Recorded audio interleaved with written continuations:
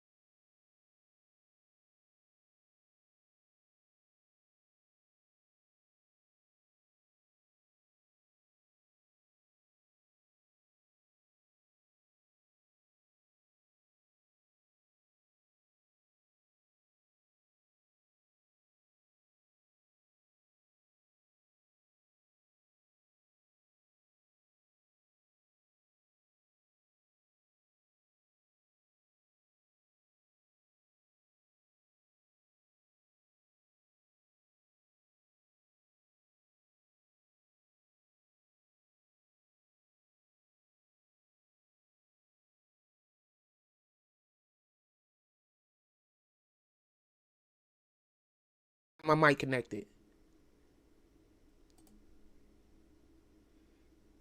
All of this stuff is unconnected. Hold on. Disconnected.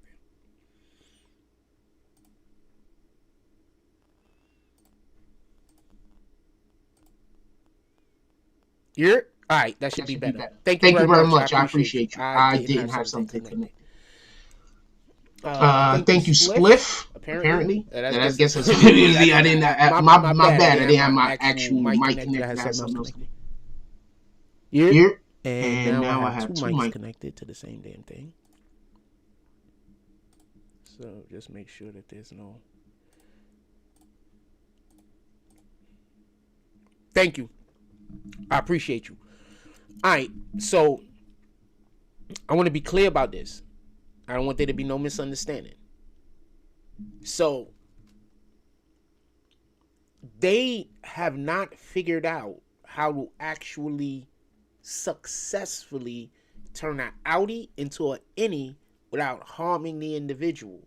Why? Because that's not something that's ever supposed to be happening, just so we can be clear. So they haven't figured out how to do it. So the problem is this. This is what I think all of this is about. You know how they go to other countries and they spend all of these millions and millions and millions of dollars on gender reassignment surgeries in other countries? That's because they're trying to get around getting people to actually agree to this bullshit. This is all experimental surgery. They have no idea if they can make it work or not. They're just assuming that it's possible.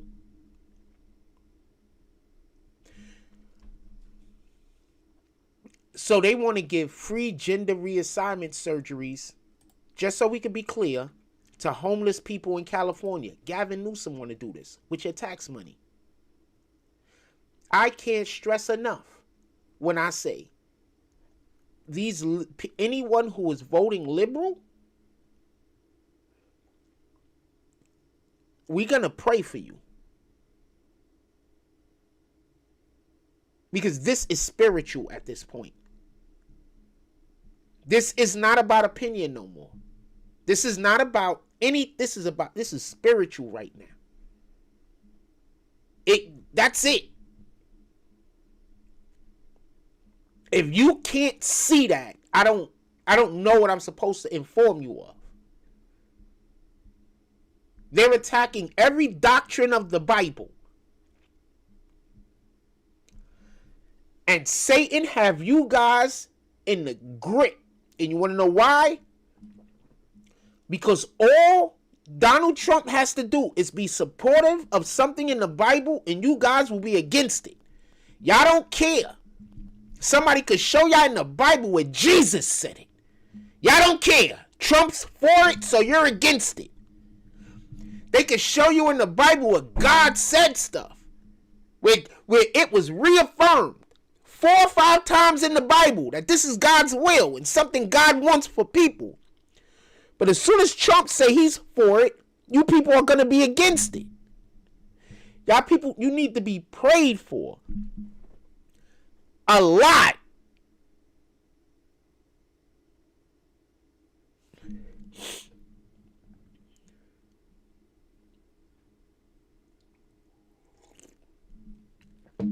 I got a question.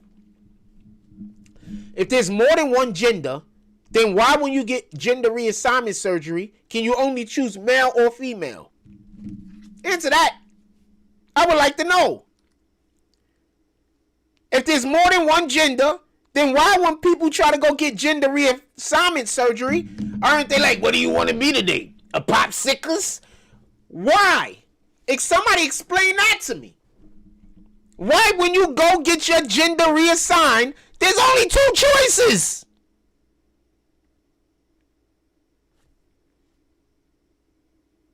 A doctor can't do any other choice but male or female.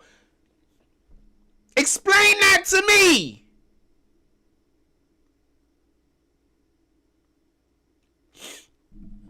I heard a lady say that her dog,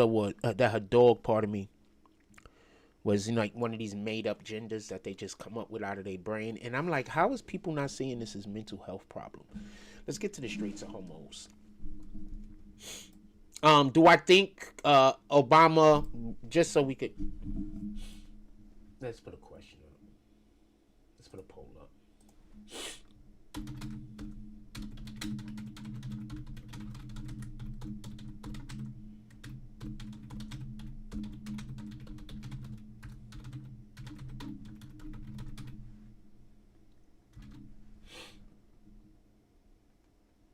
I should have put quotations. If Obama was behind the Russia hoax, there should be a U there, should he be arrested? Not. We don't know if he was behind the hoax or not. I'm not talking about that. I'm saying if it's definitively figured out, if the conclusion, if without a shadow of a doubt, pardon me, there's a conclusion that they come to that Obama was behind the Russia hoax. Like, there's no doubt, because, you know, liberals, they're slow. They're going to be like, yeah, but about if they find out he wasn't? I'm not saying that. That's not the question. I'm sorry, man. It's different. So, I want to say this. I just want to say this real quick. People wonder why I'm so non-confrontational now. I'm going to explain it, and it's going to take a minute, but I'm going to explain why I'm so non-confrontational, why I just walk away from conflict. Because we live in this new world where right ain't right and wrong ain't wrong. You understand? So what happens is you have these people, I call them suckers, and what they do is they go find an individual who's probably just minding his business or her business, and they create a conflict with them. And then after they create the conflict with them and that person has a reaction, they pretend like they did nothing wrong. And this whole entire reaction that they are receiving is because the other person is something wrong with them. They're violent. They're crazy. All of these other things. After you've set the fire and stepped back, you're blaming the smoke on something other than the fire that you set. These are suckers. So when you see me ever not speak to a person that I used to speak to, they a sucker. When you see me avoid individuals, it's because they are a sucker. Do I avoid people I don't like? Yeah, but there's a ton of people that I don't like that I talk to. There's a ton of people that I don't like that I have to have interactions with, so I do. If you see me not speaking to a person, avoiding a person, or staying away from a person, they are a sucker. They're waiting for an opportunity to try to come up off of my name, to pretend I'm doing something I'm not doing, to lie and say something that I didn't say and say that I said it. I come over to them, they ask me what the time is, I tell them the time, and then they do one of these. Oh, don't hurt me! I'm never going to forget that. There's this lady that does that to me. Oh, man. I don't never want to talk. I don't hate her. I wish her all the best. But I lie to you not. When I see her, I go the other direction. Because we're not doing that. I don't know who told her to do that mess. But until the day I die, me and you are never going to be cool. I don't never want to be around you. To the day that I die. This don't got nothing to do with forgiving. So I told that little 5, 3, 4 minute thing is because that's what liberals do. Liberals start the fire and then pretend they have no idea where the smoke is coming from. And then they blame you. Whoever it is that they don't like. I'm going to give you an example. So in DC, they were complaining about crime for years. DC has been the murder capital or was the murder capital for the majority of my teenage years. DC was the murder capital of America.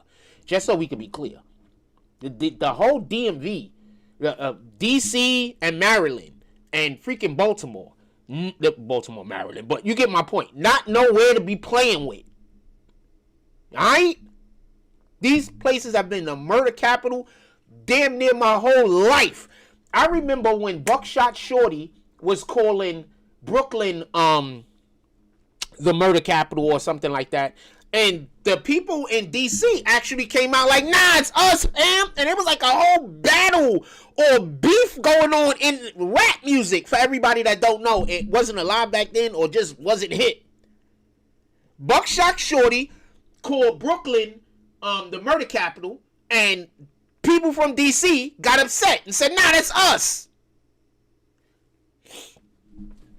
So what happens? Trump says we're going to put an end to this. No more homeless people in tents all over the city. And it was bad in every park. We're going to put an end to this. No more random gang violence. We're going to put an end to all of that. Boom. Showed up with the military, with the National Guard or whoever he pulled up with. Put an end to it. And what did the liberals do? Complain.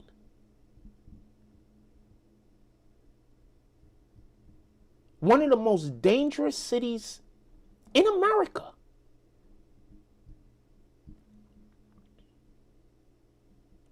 And the liberals complained that the violence was going down.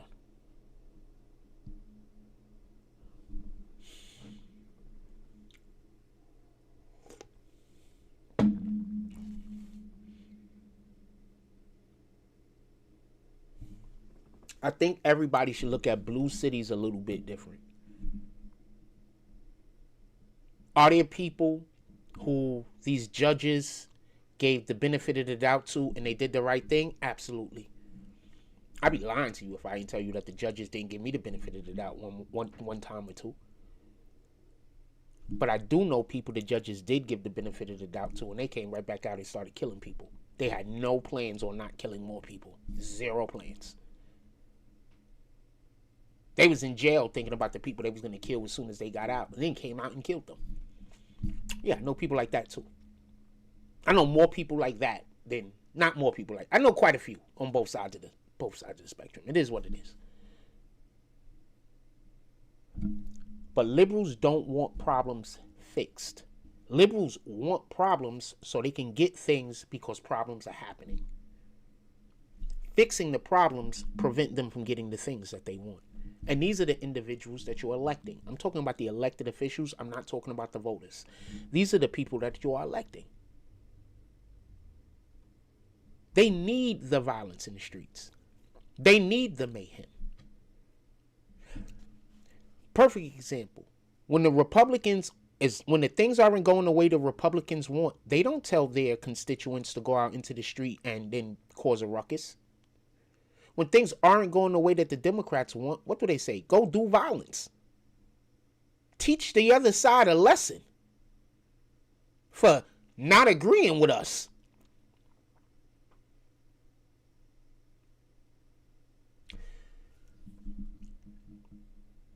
So Jasmine Crockett got shown up in Congress the other day.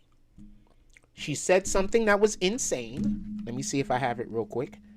I know I don't have it up on the screen. Partly that's because I want to keep up our thing right there with our comments. I haven't. I'm a big fan of Homegirls right here. Baby Slow. Big fan. I'm going to show y'all the prettiest girl on Instagram. Oh, wait. Actually, the second prettiest girl. The prettiest girl, I do not have her Instagram. I happen to know her in real life, but I do not know her Instagram. I wish I did. Hold on. I can't remember her name. Maybe because God don't want me to at this moment. So let's get back to what we were doing. Let me pull up. Whoa, what's this? We could talk about the Somali fraudsters. Give me a moment. We'll get into that a little bit today too. Hold on. Did I save it? Oh, hold on. I think I got it somewhere else. Give me 1 second. So I want to be clear about something. Jasmine Crockett is everything that is wrong, 100%. Everything that is wrong with our government currently. Everything that is wrong with our government is Jasmine Crockett. I want to explain something to y'all. They put these people in power or get these people elected that they know is not good people. They know that these people got problems. They know that these people are perverts. They know that these people could be manipulated because of the things that they do on the outside of the world. We tell the public about you. You better do what we want you to do. So these people just acquiesce because, you know, maybe they already want to do those things. What do I know?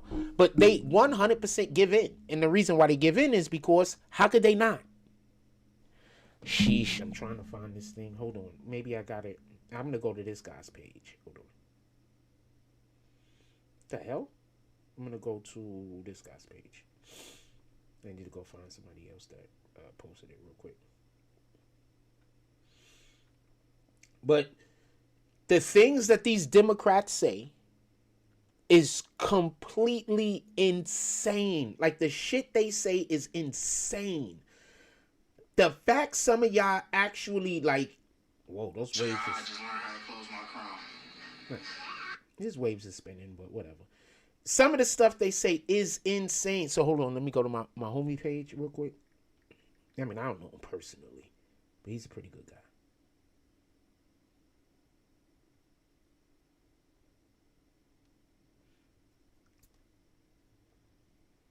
From what he posts things that are, here we go. Listen to this. I'm going to let you hear his commentary too, because it's crazy. Jasmine Crockett, women with no kids. This is how she feel Hold on. about the American feel, about the listen to these Democrat demons. This is Jasmine Crockett, women with no kids. This is how she feel about the Americans who lost their children at the hands of the legal immigrants. This is how hard they are fighting for illegal immigrants. Insensitive motherfucker. Listen to this. To me, it wouldn't have made it any less painful. And I could be wrong again because I don't have any kids. But if for some reason it had been a U.S. citizen that ended up harming or killing your child, the pain would still be there. It would still hurt. So the reality is that what we need to do is make sure we are protecting everybody in this country. Gentleman is recognized. Thank God she won't be back next Congress, but... Yes, I'm so glad she's going too. He nailed it. Yeah, Gil, get the fuck out of here, man. This lady is insane. These Democrat donkeys are insane. Like, they are never talking about no Americans that got killed by illegal immigrants, but yet they just keep backing illegal immigrants. Now, I want to give my... What? First of all, he's 100% right about everything that he's saying. This shit is insane. So, just so we can be clear, Jasmine Crockett wants to poo-poo to the side that an illegal killed an American citizen. And she's saying the fact that this illegal killed the American citizen isn't a reason to say we need to get rid of illegals, but is actually a reason to say we need to keep everybody safe. Now, check this out, Jasmine Crockett. Part of keeping everyone safe is getting people that should not be in the country, whom are criminals, out of the country. If you people would have just allowed for ICE to go to the prisons and to the jails and to take these people out of the country, ICE wouldn't be in the streets the way that they are, having to hunt people down at their homes and at their jobs.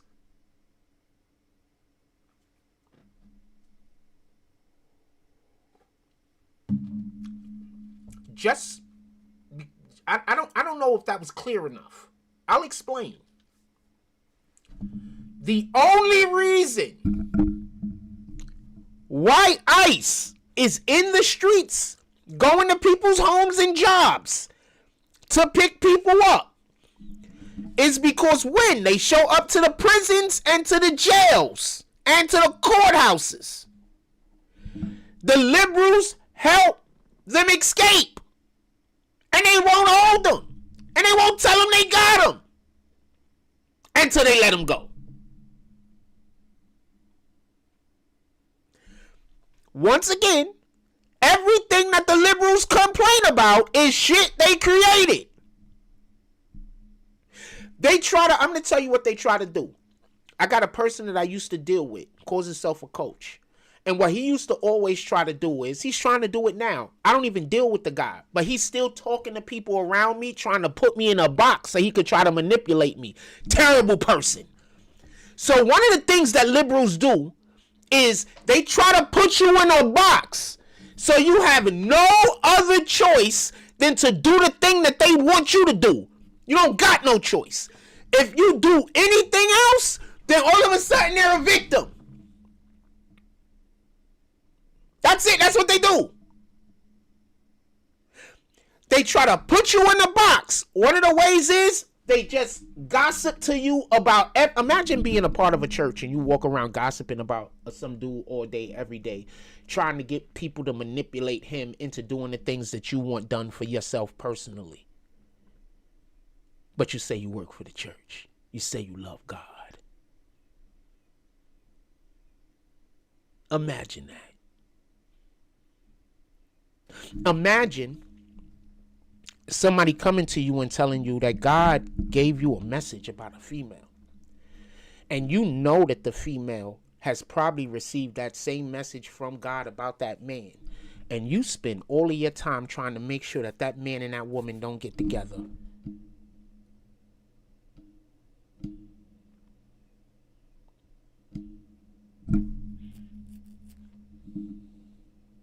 I'm going to say that again. Imagine if somebody comes to you and say, God gave me a message. And while they're telling you about the message that God gave them about that woman, you already know that God has been putting that man on that woman's heart. So you know that they're on each other's heart. And you try to do everything you can to make sure that nothing happens between them. Even using children for your personal beliefs, having nothing to do with the Bible, nothing to do with God. Just because of your personal beliefs.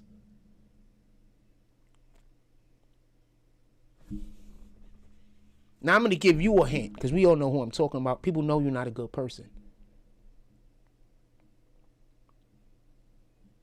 I don't talk about you.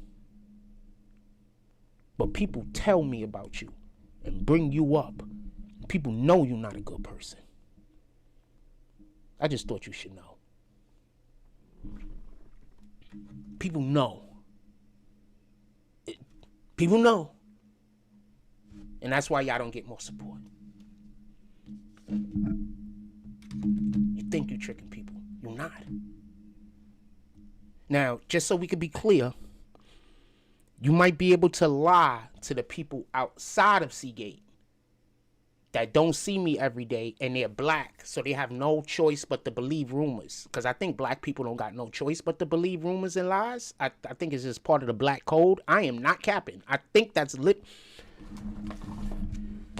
I think that is part of the black code to just believe lies and rumors. I just think that that's what it is at this point, because I hear so many lies and so many rumors that black people just believe just wholeheartedly. Like, a lot of those lies and rumors be about me, so that's why I probably feel the way that I feel. But black people will believe a lie and a rumor before they'll believe the truth. And I believe that to be a fact.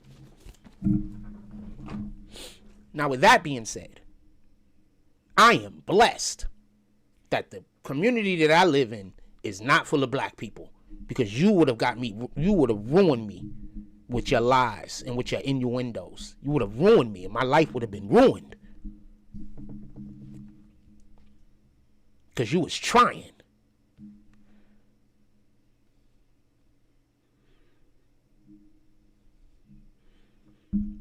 But what you did do was you made yourself look bad to the people in here that see me almost every day for the last 4 years, 4 years to 2.5, 3 years. They see me like almost every day. You ruined yourself with them.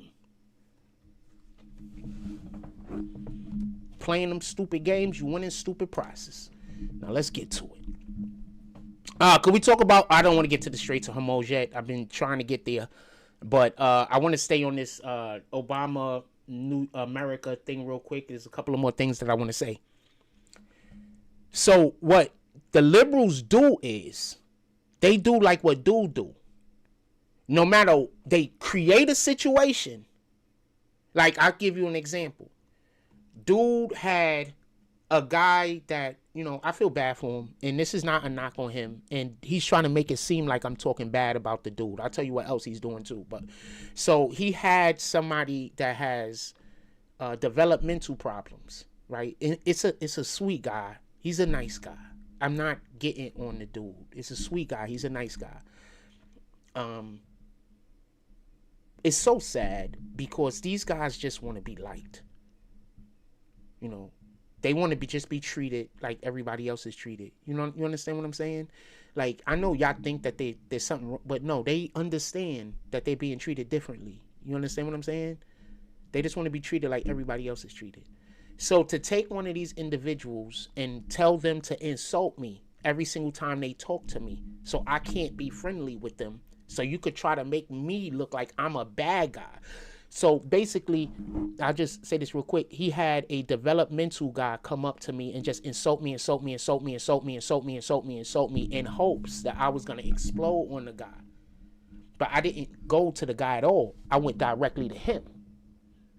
So when I went to him and I'm like, yo, this and this and that, he tried to deflect it and tried to act like I was talking to the dude. And I had to literally say, I'm not talking to him. I'm talking to you. And he still pretended like I was talking to the other guy when I was talking. Terrible person. So now he follows me around the church I go to with the dude that he has insult me, trying to create a situation with me and the dude with there's people around so he could then try to tell them I'm a bad person. So I'm literally at a place doing a thing. He brings the guy that he brings around that got developmental issues so the person could insult me. So they could try to create a situation where they're going to act like I'm a bad person. This is a terrible individual. This is an absolute terrible individual. Absolutely terrible. It is what it is, fam. And they teach children. So I don't know what to do about that.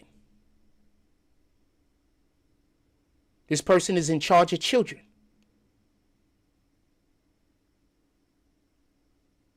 I don't know what to do about that. I would instruct anybody from Seagate, do not send your kids over there. They're going to steal your kids' shit. They're going to bully your kids. They're going to do all types of different evil shit to your kids, and he's not going to do nothing. Nothing. He's going to stand there and let the other kids do your kids dirty. He ain't going to do nothing. You have to be there whenever your child is there to make sure your child is not getting abused. So if you could do that, you could probably just play with your kid and you don't gotta send them to nothing. If you could be here, I don't know what to tell you, but I'm just telling you what I've seen. I'm just telling you what I've seen. If I was a person, I'm just telling you what I've seen. Terrible individual. And just so we can be clear, I'm not looking for an apology from this individual. I've forgiven you. I don't need an apology. This is just my testimony. All right? This is just my testimony. I'm not gossiping. This is my testimony.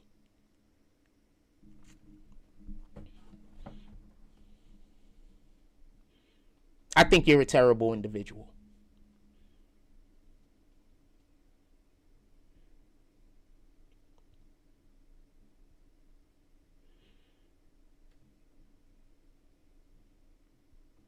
There is no us being friends, just so we could be clear. There is none of that. That's not a thing. And that's because you blocked a blessing of mine that God wanted for me. And you know God wanted it for me. So we can never be friends. And if I was you, I'd be praying that God forgive you, not me. Because I'm not going to do nothing about it to you. So if I was you, I'd start praying to God that this is not something that God actually wanted, that you got in the way of.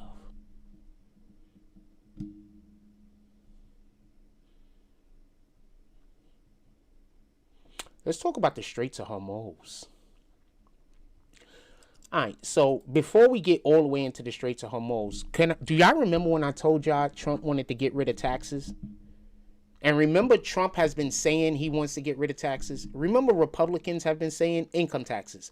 They want to get rid of income taxes. Remember, Trump has been saying he want to get rid of income taxes. Remember, all of the rights has been saying they want to get rid of income taxes. And the left have been saying, oh, he lying. But he's literally trying to get rid of income taxes. Income taxes, just so we could be clear, were just created to be a mechanism during wartime to fund our war. That's what it was for.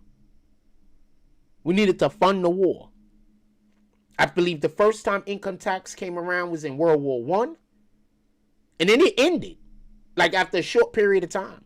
And then they started it up again for like a year, and then it got ended again. Income tax is not necessary. For all of you that believe it is, you're slow. It's not necessary. You see, back then, for the individuals that's going to say, how are we going to pay these people and how are we going to pay those people? Tariffs!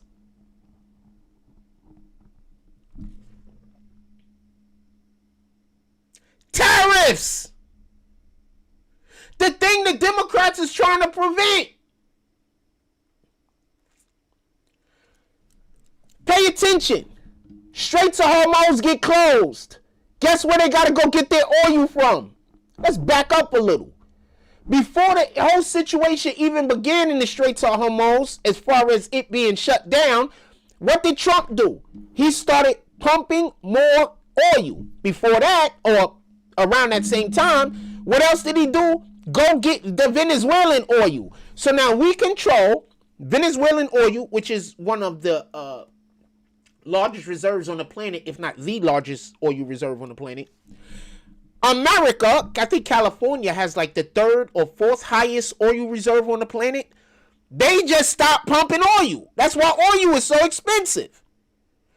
Trump started making a thing, pump oil. Trump changed the name of the Gulf of Mexico to the Gulf of America so we could pump oil. Trump then went and got the oil from Venezuela. So now with the Straits of Hormuz put on some kind of BS where the oil can't get through because of Iran, guess what? America becomes the biggest supplier of oil on the planet. Well, oil is at an all-time high. It's at an all-time high, but my barrels of oil is pretty expensive, and we become the primary supplier. Some of y'all have never been in the drug game, and it shows. Trump handled that like some of y'all never been in the drug game, and it shows. I'm not saying I have, but some of y'all never been in the drug game, and it shows. Some of y'all ain't never been a hustler. Just a hustler of anything. Of anything. T-shirts, socks. Some of y'all have never hustled a day in your life. Never owned a business. Never hustled. Never went and made money out of dirt. Y'all never did that. Y'all always either been unemployed or working for somebody else. Which is nothing wrong with working for somebody else. There's so many less problems. But you have all either been, not all, most of you have either been unemployed or you work for somebody else. You've never hustled. You have no idea what's going on. You have no idea about supply and demand. You have no idea that by cutting off the Straits of Hormuz, what Iran was doing was creating a demand that Trump already created a supply for.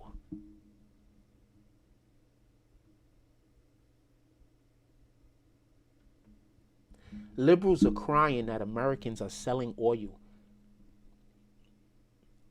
at an expensive rate.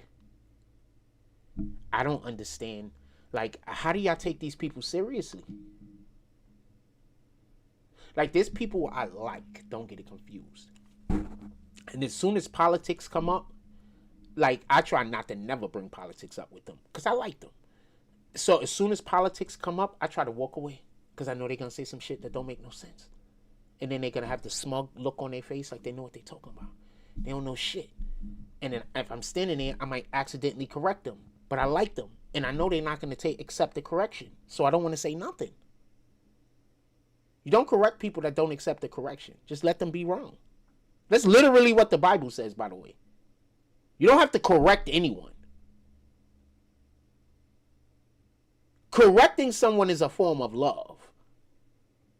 Accepting correction is also a form of love. Just so we could be clear. Love and trust. So if I know that you're not going to accept any kind of correction from me, that it's just going to be an argument, why would I correct you if I like you? Unless it's life and death or you could get hurt or something like that, I'm not going to say nothing. I'm going to let you go do the thing. Because I like you. And I don't want you to be effed up, but I also want our relationship to not be messed up.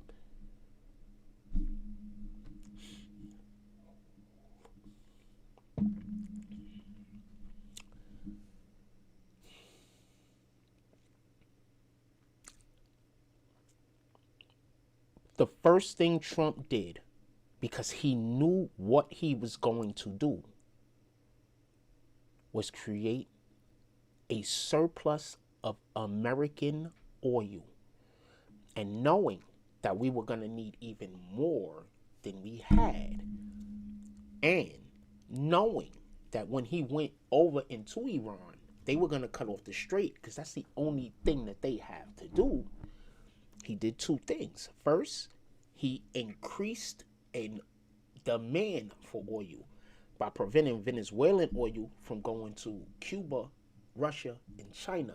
He increased the demand. Then he increased the demand more by preventing Mexico from sending oil to Cuba, who was then sending oil to Russia.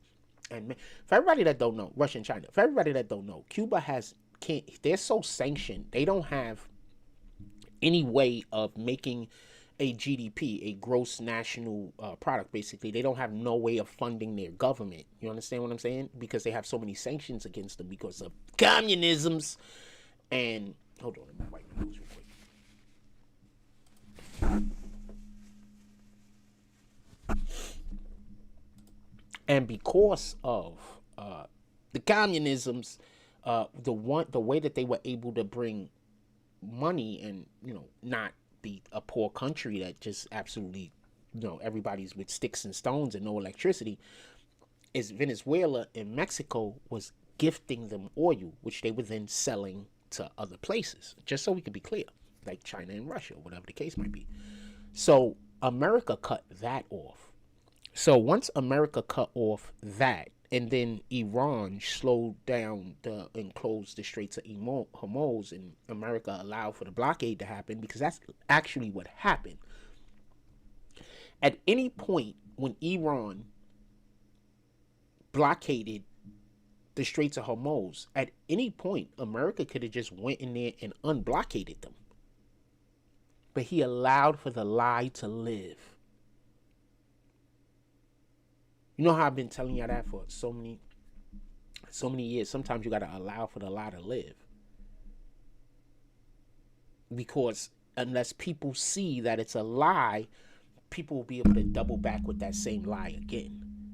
So sometimes you just have to let the lie live so that these evil mofos can't double back with that same lie.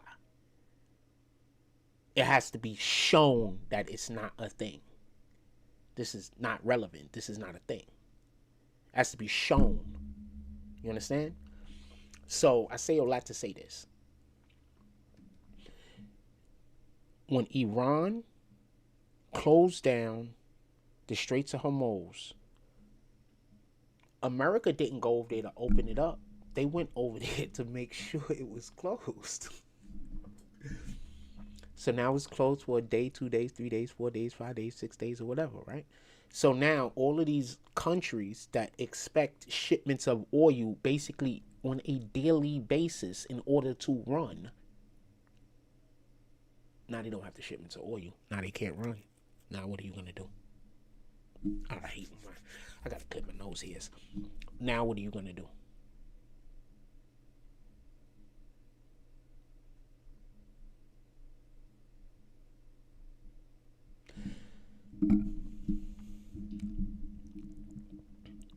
Trump is going to hopefully, and I'm thinking he's thinking hopefully, by the end of his term, Trump is hoping to eradicate, dwindle it down as far as possible, radical Islam, because he believes, at least I believe that he believes, that radical Islam is actually the running the Democratic Party. And at this point, I agree 100%. They have gay people thinking that they can move to Gaza and all of these other Muslim nations, that if they move there, they would immediately unalive them. Like,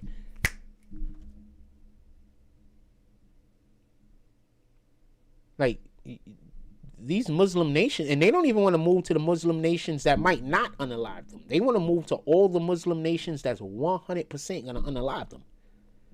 All the Muslim nations that's ran by terrorists.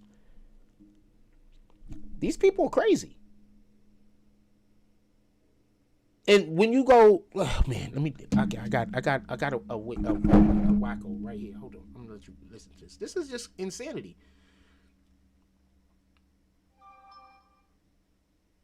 You're not talking about this. Did I get it?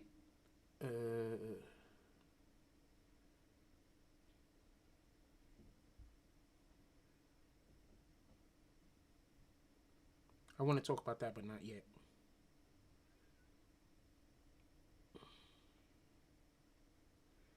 I don't got it. But they...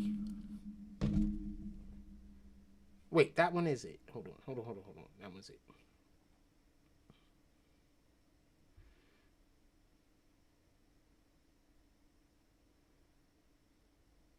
Homeless drug crisis. Take care, guys. Be safe out here. The shelters are packed with undocumented migrants from all over the world. And more people like Lisa are confidently coming forward to say they're taking advantage of all the taxpayer-funded benefits to meet their unique needs. She feels safe here. With the help of a Spanish translator, Lisa says he's staying in a homeless shelter, identifies as transgender, and is undergoing hormone therapy to become more like a biological woman after entering the U.S. illegally from Honduras. All right, no, we're not doing no more of that. So basically, they're taking homeless people, and instead of giving them homes and jobs and resources, they're giving them sex change operations, and that's insane.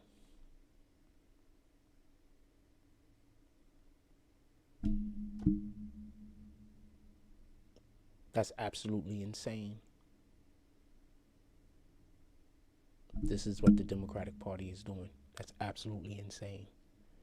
Imagine a mofo living on the street, and then you pulling up on them and saying, I'm going to spend these $10, $20, $30, $40,000 on your operation instead of spending this $10, $20, $30, $40,000 on getting you right and getting you a job, a place to live, maybe a car. Hold on. Let me go check something real quick.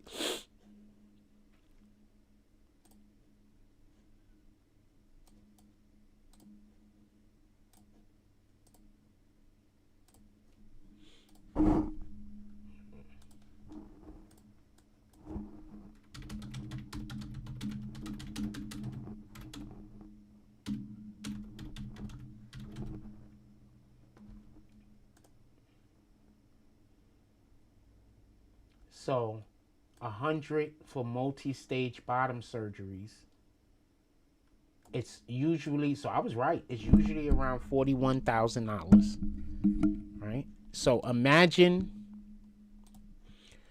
there being an individual who's homeless, lives on the street, needs help of all types of different types of help.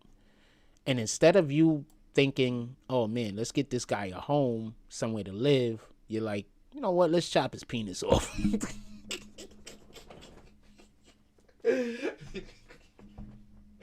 Let's give him an unusable hole. You know, most of the men that go through gender reassignment surgeries, they can't use the vagina. It don't work. Like, they can't use it.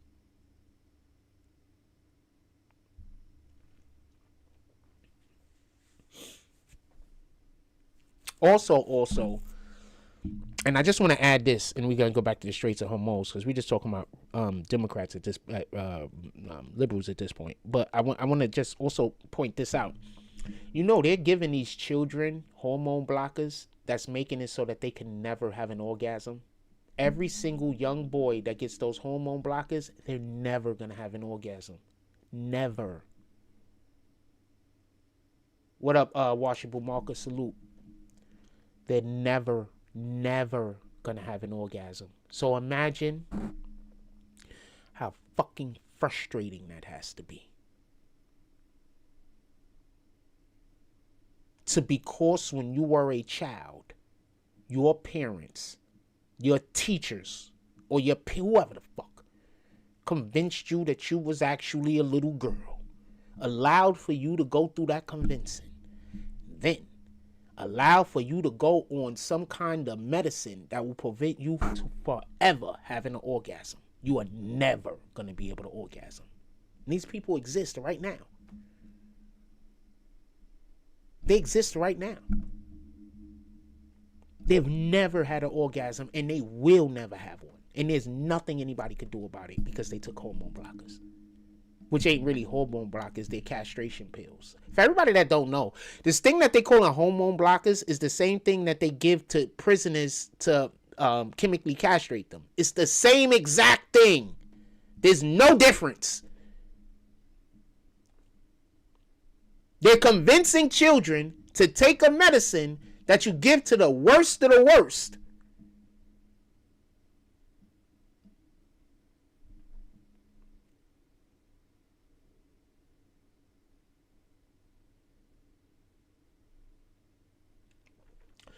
There's parents out there encouraging their children to never experience an orgasm.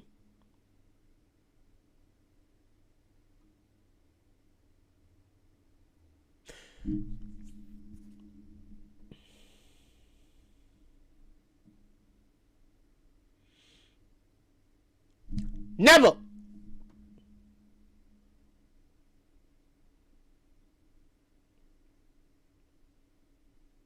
I think they started suing some of these doctors. I can't wait until these doctors could just be sued all the way sued into oblivion. I want the doctors sued. I want the hospital sued, and I do not want the federal government to pay for it. I want them doctors and them hospitals to have to pay for it on their own damn dime. I don't want the federal government to have to pay for nothing.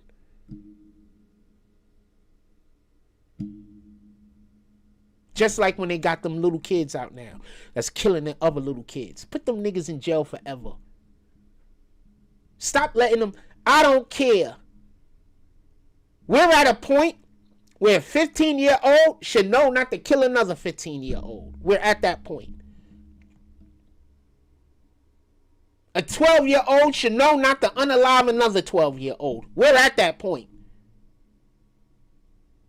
There is no, they were a child, they didn't know what they was doing. We got to throw that out the window. We got to start making sure people know what they're doing. And the only way to do that is by putting some of these child murderers in jail for life.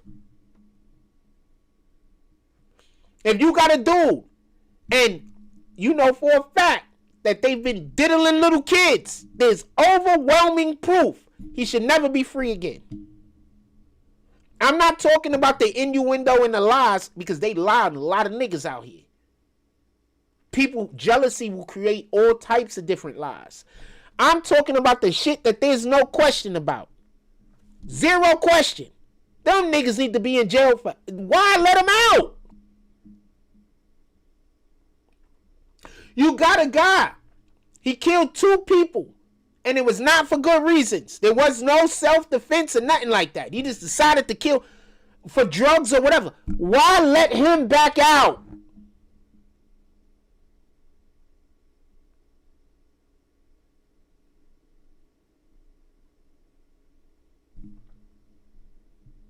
There's a lot of good people in prison right now because they had to defend or protect themselves from people who are career criminals.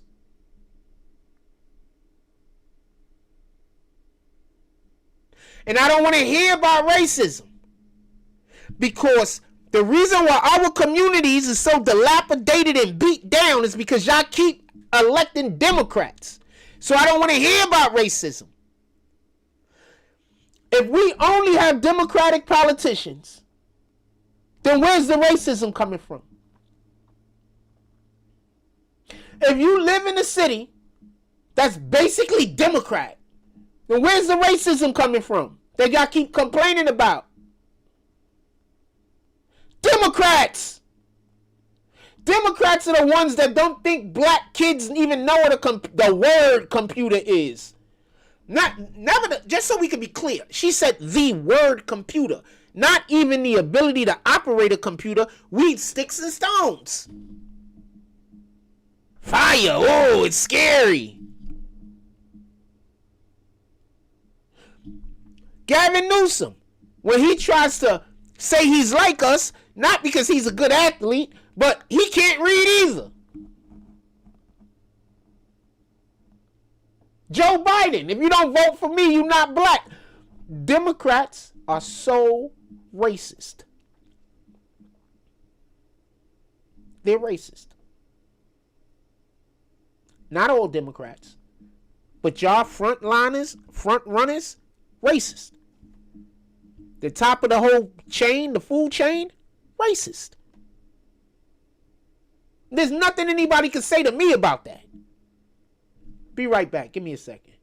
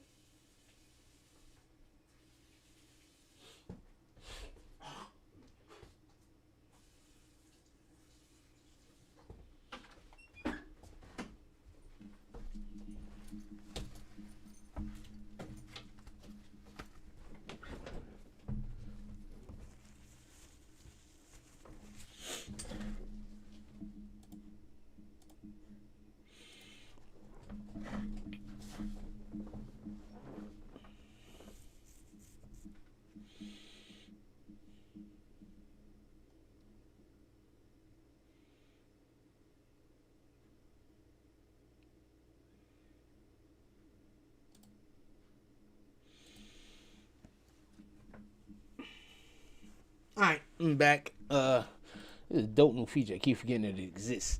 So just so we can be clear, as far as the Strait of Hormuz is concerned, that was a masterstroke by Trump. The liberals have convinced you, or they're just lying. Imagine being an American citizen and believing that we're losing to Iran. You haven't seen not one American ship get blown up. You haven't seen any American, the only American institutions or anything like that that was attacked was our, what do you call those things? When we have our buildings that existed in other countries which were already evacuated before any of this happened. So they were completely empty. So some empty American buildings got destroyed. No ships, 2 planes. And as far as on the Iran side, their whole entire fleet, their whole entire military damn near. The only thing they have is a couple of those speedboats left. Almost all of their leadership is dead. How in the hell are you gonna even believe that America's losing? Like, how can you believe that? Even if you say, yeah, but Iran is putting up a fight, so America is like they're losing. So if it, in the saying like a football game, it's halftime, America has 56 and the Iran team has 10, and you don't believe Iran should have had 10, so it's like they're winning. Are you people slow? You know, they shouldn't have done this good. It's like they winning. They got 10. America got 56.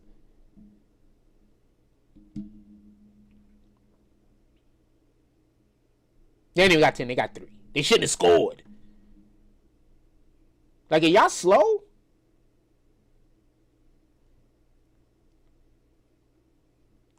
Let me explain to y'all what's happening. Trump is just figuring out who America's allies are. That's it. All of this shit that's going on over there in the Straits, it could have been over in 1 week. But Trump is figuring out who the allies are. Who are the people that's going to come help us with what we're doing, and who are the people that ain't going to do nothing until it's all over. That's it. He's just figuring out who our allies are. That's it. That's all that's going on. Nothing more than that. There is no rush for America to open up the Straits of Hormuz. Because as long as it's having problems over there, we're selling oil. As long as the block is too hot on 1/16th, 1/25th is going to make all the profit. 1/27th or 1/28th is going to make all the profit. Because on 1/16th, it's too hot over there, so they can't do no business. So everybody that wants anything that would have went to 1/16th now has to come up to 1/27th, 1/28th to go get product.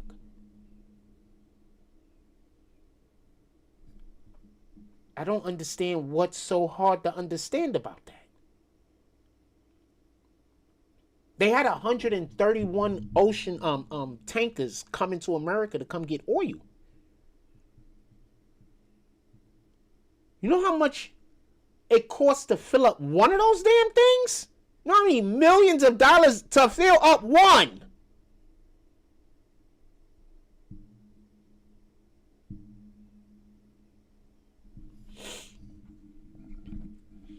And the liberals have convinced y'all guys, some of you people, that America's losing.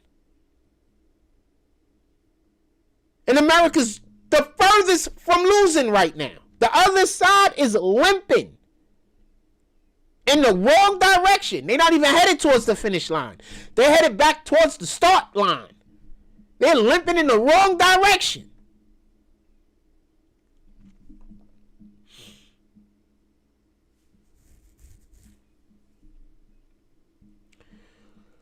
He's breaking up the Democratic cabal.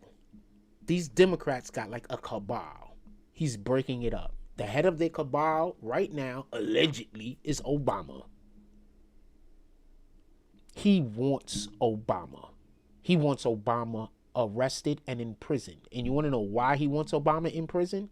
Because that is the easiest way for him to prove himself to have been right all of these years.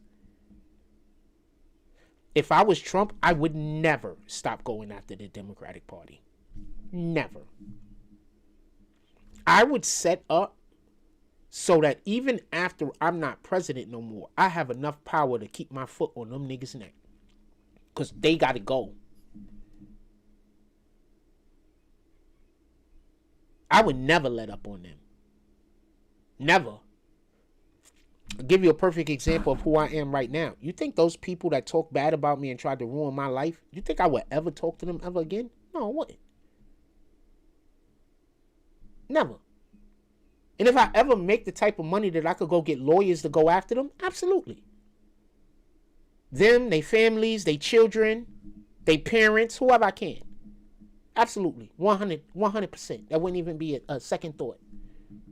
And it has nothing to do with forgiveness. It has something to do with those people. I know they're evil. It's not a question. I know I haven't done the things they are accusing me of. I know they're evil. You understand? So Trump knows the Democratic Party is evil. How? They accuse him of things he didn't do. And before anybody say he did do those things, then why can't they take anything to court? Except for misdemeanors. Shit that the people who, there are no victims, and the people who are allegedly supposed to be the victim, they don't want you to get involved in this shit because you messing up they money. He's done nothing wrong to be convicted of. That's why they're overturning all the convictions.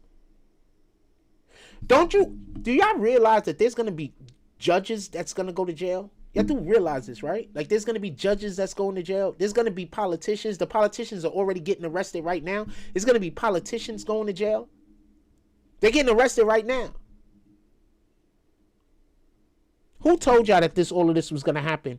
I told y'all last year. I said what Trump should do is he should wait all the way until midterms is about to come up. And then while leading up to midterms, he should start dropping shit. Going at the Democrats leading up to the midterms. Just expose them. And what has he been doing? I've said this in multiple videos over at least a year ago. And what has he been doing? So he's just exposing them. Because just like there's Democrats who, they don't care. Especially, and I'm sad to say this, but especially black Democrats. They don't care if they're wrong. You understand? Like, they don't care. That's not important. Only thing that's important is getting their way. You understand?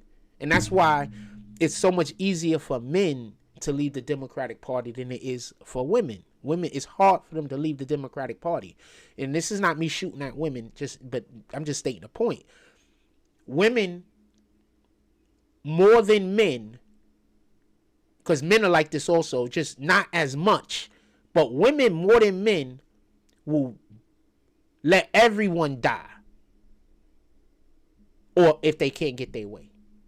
Like, they don't care. You know, men are like this too, but women are like this more than men. Like, when they realize that they're wrong, when they realize they should stop doing something, they don't care. They put the pedal to the metal and push through. And then after whatever happens bad, then they blame somebody else. You understand? Like, women are like that more than men. But men, they are.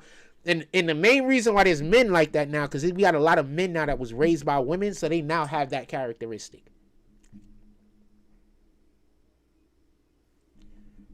But as a male, you're never able to hide from responsibility. Even as a child. The only people that allow for you to hide from responsibility be your mother. Because she'd be like, oh, that's my baby. So you could do whatever evil you want to do and she'll be supportive. That goes for white, black, whatever race. Just so we can be clear. Women are just, and we got to respect that to a certain degree. Because that's also something that is kind of needed. You understand what I'm saying? But when there's no male to temperance that, when there's no male to run contrary to that, that's where the issue comes up. Just like I know they say it's better to be raised by your mother than your father. Your father than your mother, because kids that's raised by the father has less issues through life. I'm going to tell you, being a guy that was raised by a father that was whatever he was, it doesn't always work that way. A lot of times men aren't, good citizens because of their fathers. Sometimes we're good citizens in spite. Because there's different lessons taught. I wish I didn't have women around me when I grew up. I moved in with my stepmother when I was about 14, 15 years old. And so I've only had about 3 or 4 years maybe 5 years of actually living around a woman. Maybe 5 years before I became an adult. Like, you know what I'm saying? 4 years, like, about I became an adult, carrying myself like adult around 21, 22. I wasn't really living with her no more at that point. But you need both. It's important. And there's a ton of things that I don't have in my bag because I didn't have a woman around me when I was raised. But also, there's a ton of shit that I just won't stand for because of the same reason. Because I wasn't raised around a woman. So there's just certain things that men that are raised around a woman will accept because they're just like, oh, that's just women. But I'm just not going to accept that type of behavior because I wasn't raised around women. And that's not saying that's a good thing or a bad thing, just so we can be clear. I'm just saying it's a thing. So I say all that to say this. Our Democratic Party is devoid of masculinity. It's just women and gay people.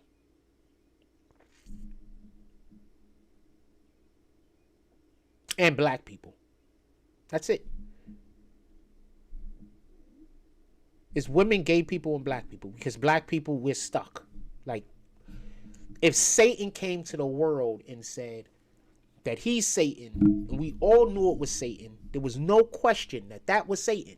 And Satan said he was a Democrat, liberals, black people would still not switch, in my belief. Because it's so obvious. This is just my belief. This is my opinion. Because it's so obvious to me that the Democratic Party do not like black people and use us and manipulate us and never give us anything at all, ever. It's so obvious to me that I have to assume at this point that there is nothing that the Democratic Party could do that will make black people leave. There's nothing. Like, there's nothing. They're going to have 85% of black vote, and it don't matter what they do. If they went on television and raped and murdered children, I still believe that the majority of the black people would vote for them. I just believe that. Because I don't see any reason to vote for Democrats right now if you're a black person. I see no reason. Like, none.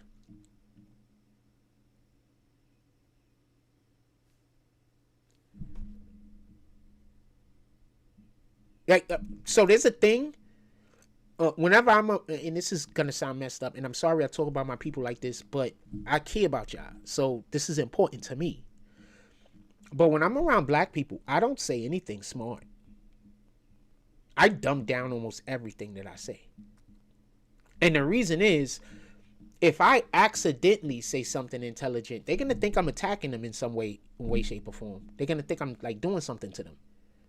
They're going to think I think I'm smarter than them, or I'm attacking them, or whatever. I might not have just thought of a different way to say the thing at that moment. That might be the only way that I could have thought of how to say it, because I'm not thinking about, I got to dumb down my words. So, yeah, when I talk to black people, I got to dumb down my words.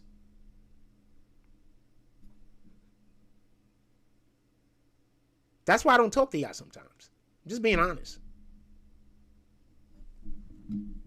I just don't be feeling like being an idiot in the moment. Or I just don't feel like, going through the hassle of thinking about something, then trying to figure out how to say it in a way that you don't get offended because I'm using words that you might not know. I'm just being honest. And I'm not even that smart. Like, I'm really not that smart. Like, I mean, I don't think I am. Like, I'm average. My IQ is only about $120, $125 or something like that. I'm not that smart.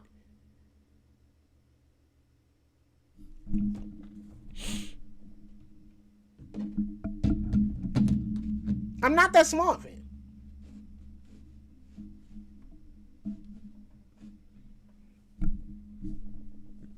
I had my IQ tested. I don't know if it goes up or down. I think it stays where it's at.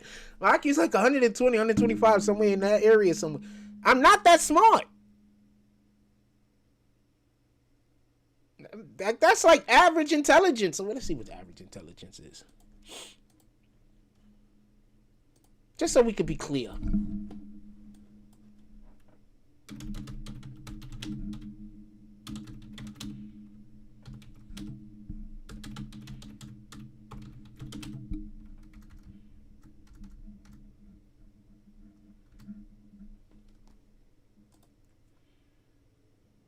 $98 is average? 98 to 100? 85 to 15? The average IQ in the USA is approximately 98 based on standard intelligence tests where 100 is the median score. Most Americans, by 83%, fall within the range of 85 to 115, while IQ scores are designed to have an average of 100, slight deviation. Yeah, so that's it. I'm not that much. I'm not that. I'm not like I'm regular intelligence.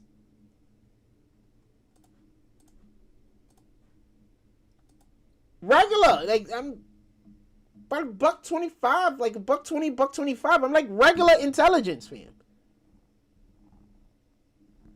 I'm not just saying that to say that. That's why I'm starting to think people really you want to know what the average intelligence for Somali is? Like 75 or 80. And I'm not even gapping. Anyway, I heard that somewhere. I don't know how true that is. But and they said the Somalis in Michigan specifically. I don't know how true that is. But they said it was like 75, 80. Like, sheesh, man. In any regard. And the reason why they brought that up is because they keep saying that these guys make America greater. Like, how are they making America better if all they're doing, it is what it is. In any regard. So, don't believe what the liberals are saying at all. I don't believe anything the liberals say. I'm just being honest with you. And I'm not saying they say everything they say is a lie. I'm pretty sure they say a lot of things is true. But I don't feel like trying to figure out what's the things they say true is. I'm not trying to figure it out. I'm just not trying to figure it out. I'm like this. Once you tell me something I know is a lie, I just assume everything you're saying is a lie. I just don't tell you I think you're a liar. I just assume everything you're saying is a lie. Because I don't want to have to figure out when you're telling the truth or when you're lying. I don't want to have to figure it out. So either I treat you like somebody who is honest, or I treat you like somebody who always lies. Literally, that's how I treat people. Period. That's it. Those are the two places. There is no other place. I treat you like you are honest, or I treat you like you always lie. And unless you know me well, you really can't tell the difference.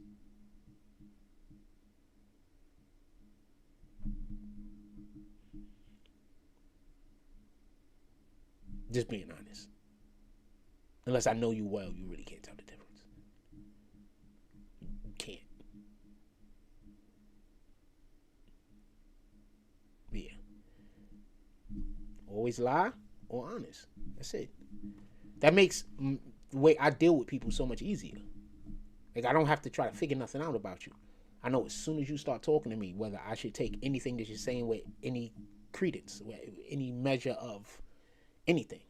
As soon as before you start talking, as soon as I see you, I'm already decided on whether I'm going to believe what you're saying or not if you decide to say anything. I'm 100% like that.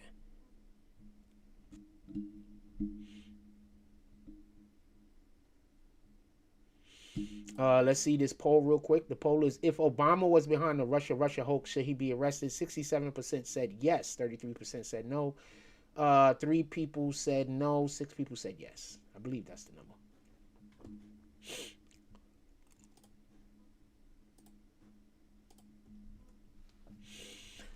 Personally, I believe that every single person that was involved in the Russia hoax and lied should be held accountable, whatever that accountability might be. I don't know what it is. And if it's treason, I think anyone that commits treason should be unalived. 100%. So I'll explain something to you. So my name is Sean. A lot of people don't know me well enough to call me that. I don't have a problem with that name, just so we can be clear. But people who don't like me they try to convince people I have a problem with that name. Like, yo, if you call him that name, you got a problem with that name. I don't have a problem with that name. You just don't know me like that. Literally, I got a problem with you. There's very few people that know me that well that they should be calling me that name. And there's even fewer people, one, who really doesn't know me that well, but if they call me that, I wouldn't have no issue with it because I would marry them. So I don't have no issue with my name. My government name is Sean Seabrooks. I have zero problem with that. No issue whatsoever. But you don't know me like that. And there's a lot of people pretending to know me. There's this chick running around telling people she's my sister. She's not my sister. You are married to my brother. You're not my sister. I don't know you that well. Like, I don't know you that well. You don't call me Sean. You've never called me that. Just so we can be clear. You've always either called me Psycho Bob or Jack Frost. Just so we can be clear. You've never called me Sean. Only person you know that called me Sean is my mother. I think my sister calls me Sean. But you don't know nobody. So what they try to do is they try to get people to call me, but y'all don't know me like that. I don't have no problem with my regular name. Zero problem. First of all, my name is dope. Second of all, well, I'm going to show y'all something. There's this person that every time I tell them a fact, they go look it up like I be lying. I don't be saying nothing. I just be like, what the fuck, fam? Why the hell do you always think I'm lying about something? Like that and I'll be right so much of the time. So that makes me question their intelligence. And anyway, I'm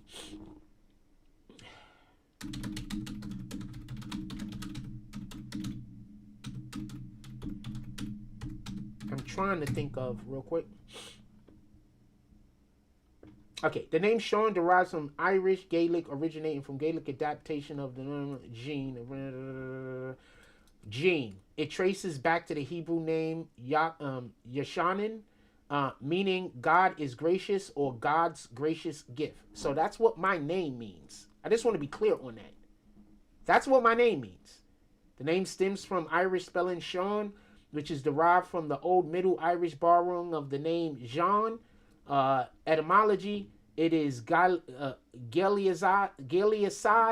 from the Hebrew name Yachim, and that Hebrew name means John, just so we could be clear.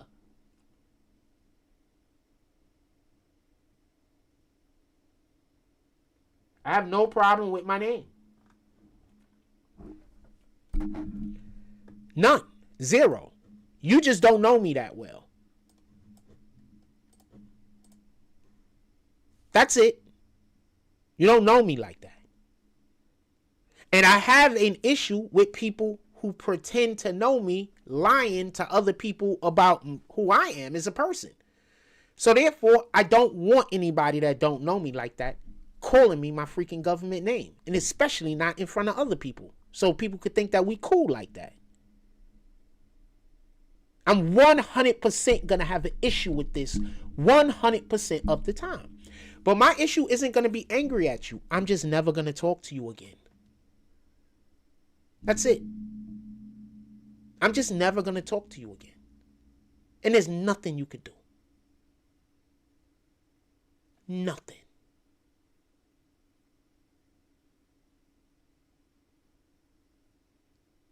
So I had some people do that to me recently because they were under the impression that I was going to get upset or yell or scream at them or something like that. And never. It was never going to be what I was going to do. I'm just never going to talk to you again.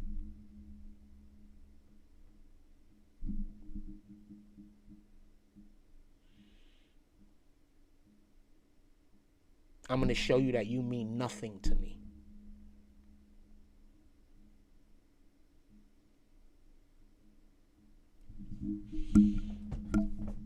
It is what it is.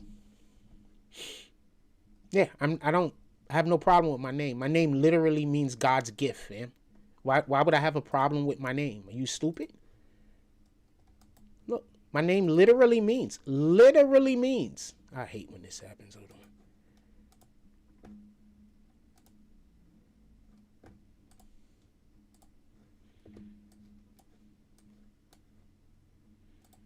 Oh, whoops, the wrong one. That's why that wrong thing came up.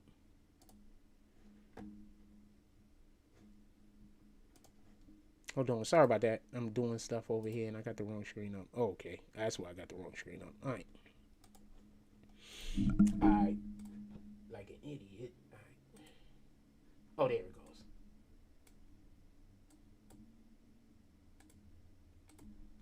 My name literally means God's gracious gift. God is gracious. That's what my name literally means, fam. I have no problem with my name.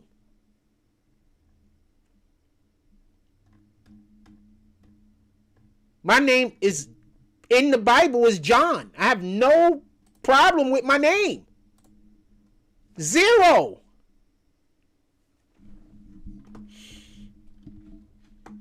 But people that want to cause me problems are going to come tell you to call me my name because they know I'm never going to talk to you again. So that's on you. I don't even blame them. They're just being evil. Like evil is going to be evil. But you being stupid, that's on you. I don't expect evil to stop being evil, fam. Evil is going to always evil. That's just it's just what it does. But you don't gotta be stupid. Now, if you just don't want to be cool with me, then go for it. I mean, that's the easiest way to do it. That's one of the easiest ways to do it. If you just don't never want to be cool with me, you always want us to have beef. I know you think I'm gonna forget and it's gonna go away, but it's not. It's not. I got a brother I didn't talk to for 5 years. In 2 of those years, we lived in the same house, a 2-bedroom apartment. There was like 5 of us that lived there at that point, just so we could be clear. 1, 2, 3. It was 4 of us that lived there. Well, 5, a baby.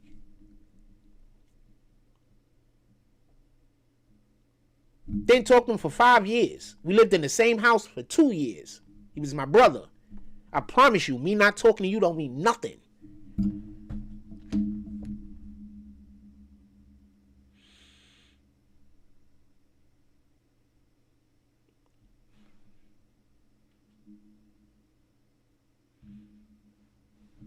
Nothing.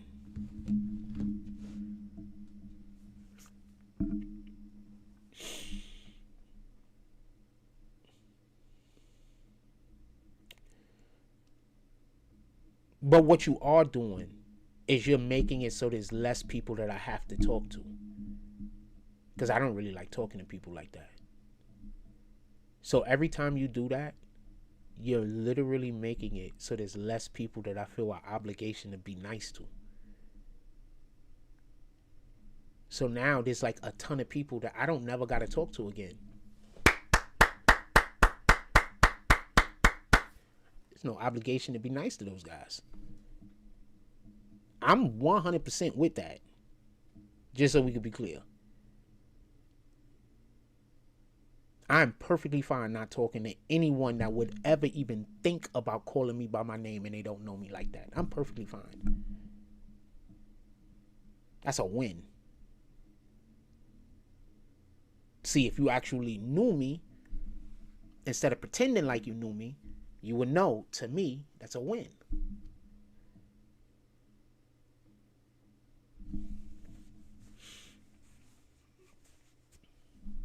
I had some weirdo guy trying to tell people that I like old women.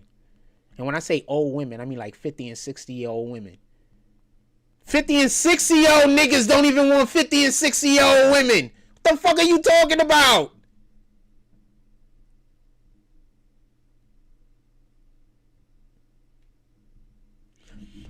If you make it to 40 and you're a man and you look halfway attractive, you any kind of decent shape, and you make it to 40 45 or whatever, and you go date somebody that's older than freaking 35 or 30, you are stupid.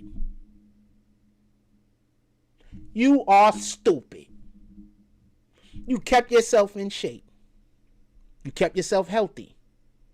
For the most part, I guess. I don't know. Healthy is healthy. But you kept yourself in shape. You kept yourself healthy. You stayed away from all types of different diseases. You got a decent mindset on you. You're not a bad person at all. And then you're going to go get in your 40, 45 years old, and you're going to be single, and you're going to go date somebody your same age. You are stupid. You are completely stupid. If you're a man, you're stupid. You are completely retarded. And this is not a knock on older women. This is my philosophy of my saying that I keep trying to explain. Men, we gain value as we get older. Mainly because our brains work different than women. So, as a man gets older, he always acquires information that is important. He doesn't delude himself to be in fantasy. He acquires information. He becomes more of a man. Because being a man has to deal with acquiring experiences.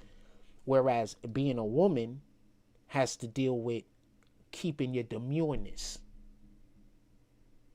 And women aren't doing that nowadays. Nowadays, women don't want to be demure. Women want to be like men. So, by the time a female gets to about 40 years old, she's a man in this day and age. She wants things men want. She carries herself like a man most of the time. She's a whole man. What in the hell would a man want to marry another man for? She's a whole man by that time. Especially if she's been single this whole time.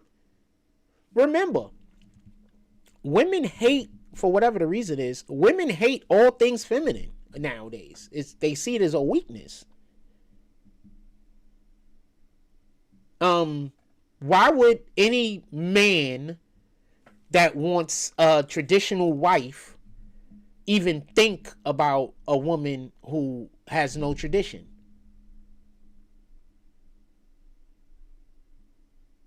I once heard a woman tell a chick that I was interested in, all she has to do is stay around him and it'll work out. And I wish she would have took that advice. Because all homegirl had to do was just stay by my side. And we'd be together today. All she had to do. She didn't have to talk to me, nothing. I've accidentally got more girlfriends than I've gotten on purpose. And this is not a lie. Almost every female I'm talking about my own self right now. We just talk about shit and relationship stuff. Almost every female that I've ever went up to and tried to get their number, a couple of things usually happen. One, I might get the number and never call them. I don't know why I'm like that.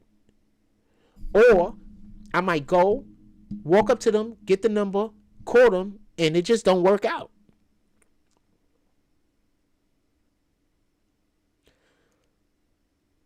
Almost every female that I've been in any type of long-term relationship with, not chicks that I've just banged, not chicks that I just, whipped them, we was together for about 2 weeks. I'm not talking about none of that. I'm talking about chicks, females I was in a relationship with for an extended period of time and I grew from. It's always been women that have came up to me. And a couple of them literally had to kind of pressure me because, like I said, I didn't grow up in a house with a woman. I didn't grow up in a house with no woman in my household. So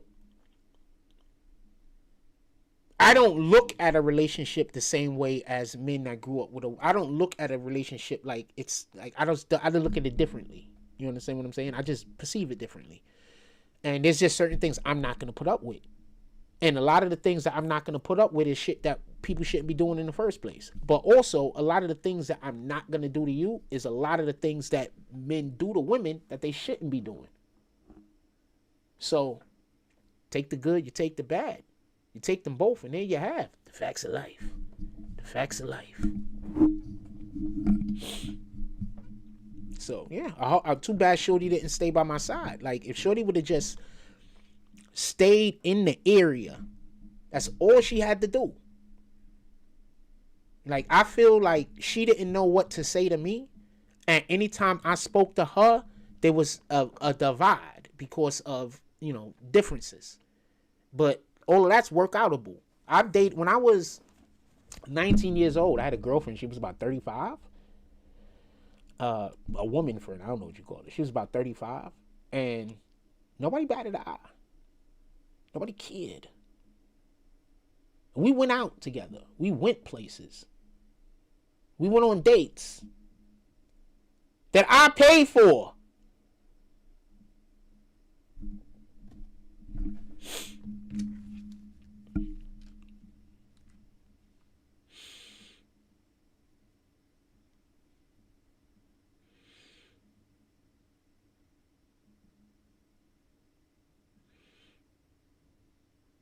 I want to show y'all this. This is crazy. Text messages.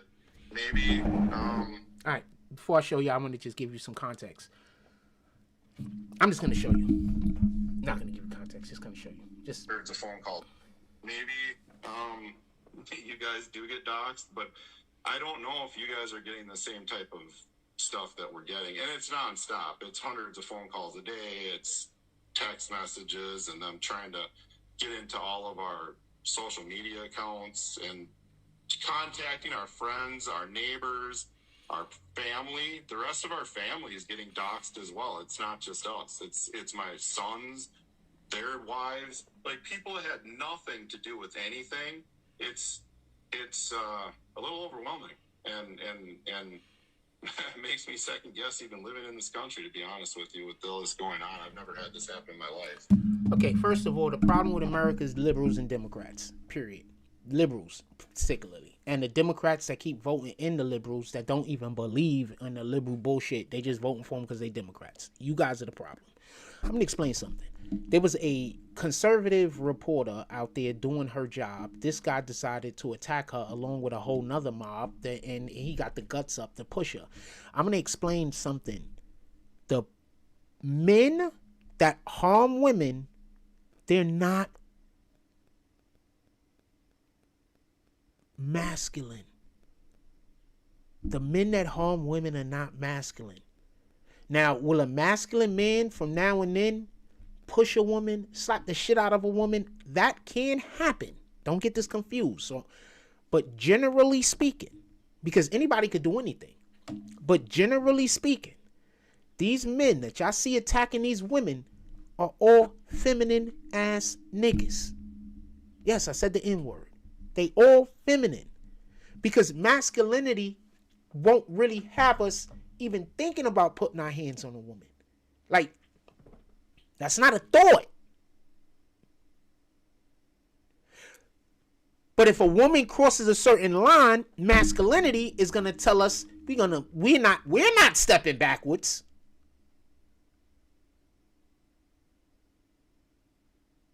I don't believe in hitting women, but I'm gonna tell you something my father told me. My father told me this. He said, look, we don't hit women.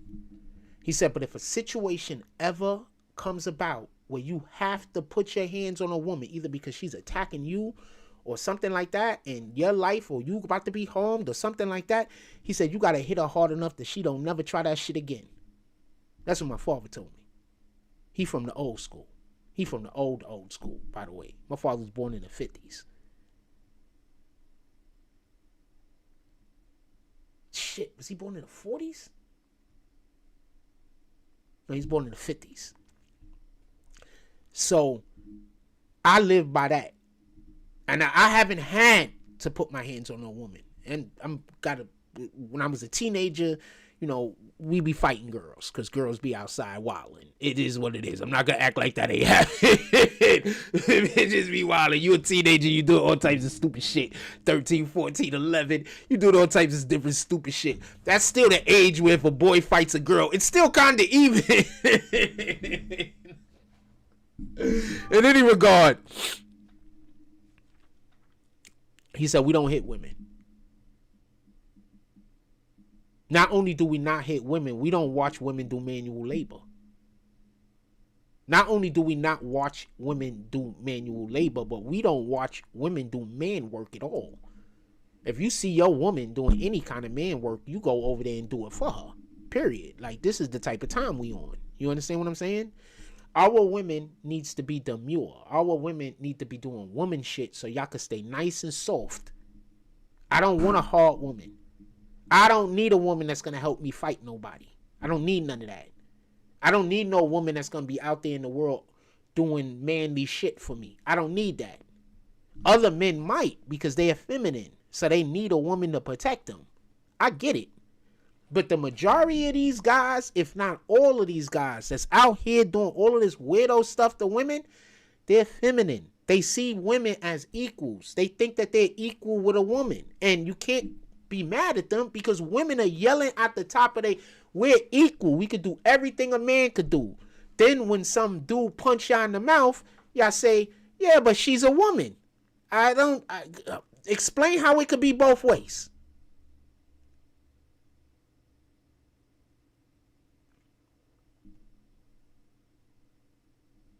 Because I'm telling you right now, if a woman attacks me, I'm going to meet that energy. I pray to God no one attacks me. I don't want to be attacked by nobody. Man, woman, dog, cat, ant. I don't want to be attacked by nothing. But I'm going to meet that energy. I don't want to. And I'm going to try everything I can to not. But what these dudes do is they try to intimidate women. They try to pressure women. They talk crazy to women. I don't see no Republican men treating women this way. But the Democratic liberal women swear up and down that Republican men are narcissistic and misogynistic, when in reality, the people that are attacking and hurting the women of America are either illegals or they're freaking liberals. The illegals and the liberals are constantly attacking women. And before you say that's not true, the illegals and the liberals are also attacking children. So what is masculine man going to want to do? A masculine man is going to want to protect the women and children. How do we do that? One, we get rid of the freaking illegals. It's not all illegals, but we can't get rid of the criminal illegals because the Democrats won't let us. The Democrats won't hand over the illegals in the jails. The Democrats don't want to send any illegals to prison, independent of whatever crime they commit. They don't want none of them to go to jail, and they don't want none of them to go to prison. These illegals are out here unaliving schoolgirls, and the Democrats are advocating for the illegal, not the schoolgirl that ain't alive no more. How could y'all be on that side? This is an honest answer, honest question. How can you be on that side? I'm going to end this poll. 9 people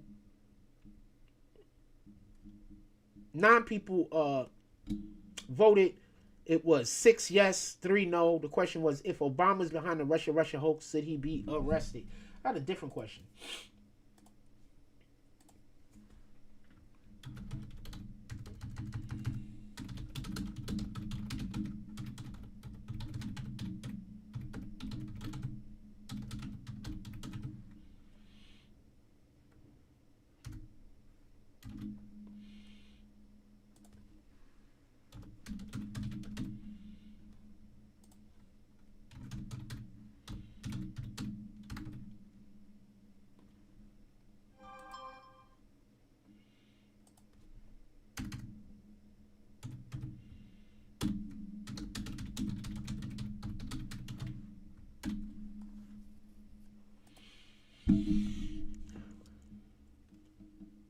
I'm curious. Who do y'all think illegals advocate for more? Who do you think Democrats advocate? Oh, shoot. I'm going to rewrite that. I hit a space bar somewhere.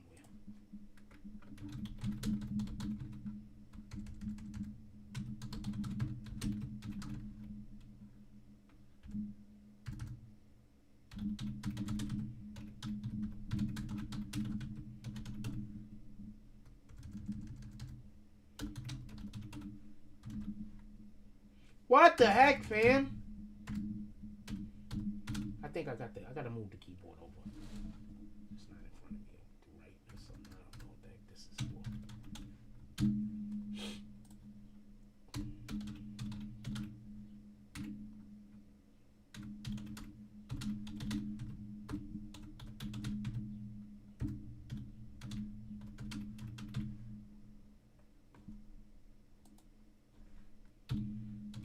Women and children. I don't know who y'all think the Democrats advocate for more. Personally, I don't think they advocate for Americans at all. That's my personal opinion. You can have whatever opinion you want. But I don't think they advocate for Americans at all. Like, I can't remember. Maybe during the Obama administration is maybe the last time I heard. And that's a 0. You know what? Screw that. During the Obama administration is maybe the last time I heard Democrats advocating for American citizenry. Maybe. Give me 1 second. I'll be right back.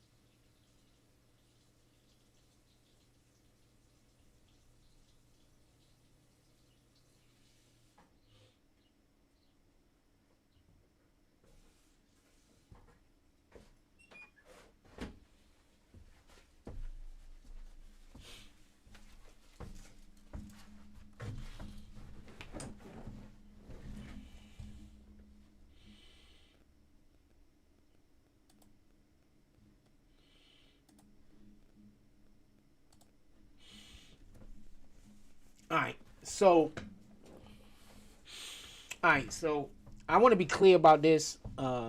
We've been talking about a lot of stuff, but the Democrats, I haven't heard them advocate for the citizenry of America, the United States American citizens, in a long time. Like, everything they advocate for is foreign policies, foreign politics, foreign this, foreign that, foreign this, foreign that, foreign this, foreign that. And then as soon as Trump got into office, then now all of a sudden, if you pay any attention at all, the way they think, the Democrats, if you paid any attention at all, the way the Democrats speak is basically like illegals are American citizens. Like, there are no countries on the planet that you can go into to just open borders. Hold on. Let's see how many countries have open borders.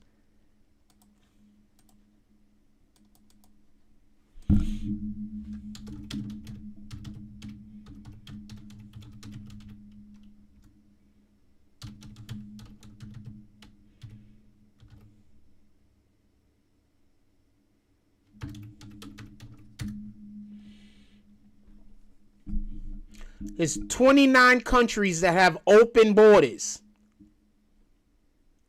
Germany, France, Italy, Spain, Nordic nations. Visa-free zone. So there's 29 nations that got open borders, right? How many countries are there on the planet?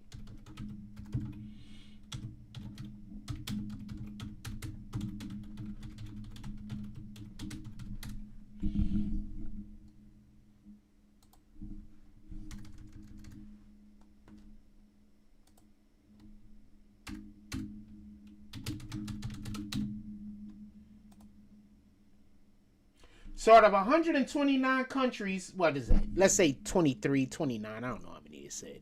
Out of 160, pardon me. Out of 195 countries, 29 of them have open freaking borders. Yeah, this isn't a debate. This is not a debate. We should not have open borders. This isn't a debate. This is not a debate. It's not a debate. And if you pay attention to some of those countries that was listed right now, what kind of issues are they having? Illegal issues. Or why are they having illegal immigrant issues? Because those countries don't allow gun ownership. Imagine if we didn't allow gun ownership over here. Y'all understand what would be happening to people? I don't think y'all understand what would be happening to people. I don't think you understand. They got groups, and I'm going to say what it is, groups of Muslims that go around Europe, and they call them great gangs. Like, so they just go around graping women and graping girls. And nobody could do nothing about it. And then I look at what the Democrats want to put into our school systems with all the sexualized material. It sounds to me like they're all on the same side.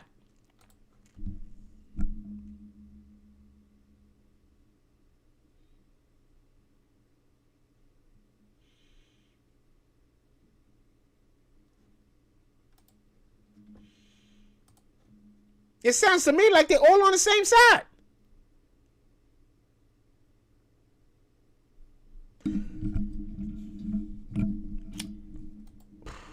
Real quick.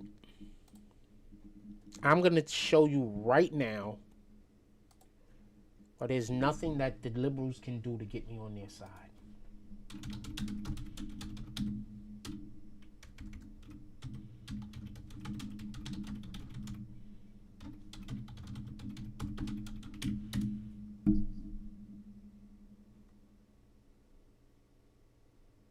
Okay, I don't know what that is. Just whatever. That sounds like a new way to do a thing.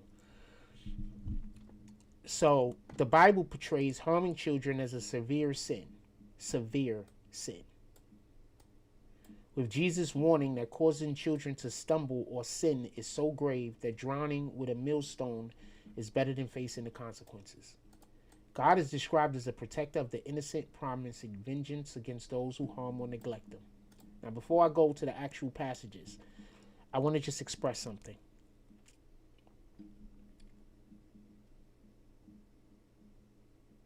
If you don't believe putting sexualized material inside of schools is harming children,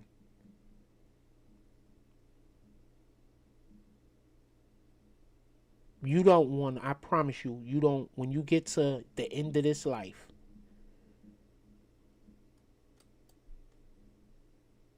and you're shown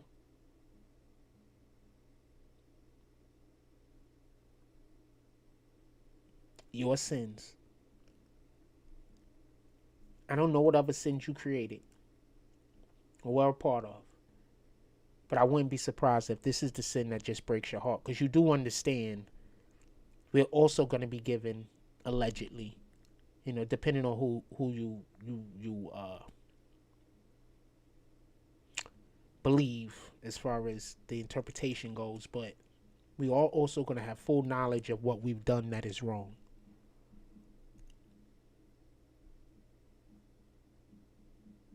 So everything that you are doing right now that you're not supposed to be doing, you'll be able to feel and know why that's wrong. The famous passive righteousness speaker, Ezekiel, but heavily modified, rewritten. Oh, this is some whole bunch of crap. Hold on.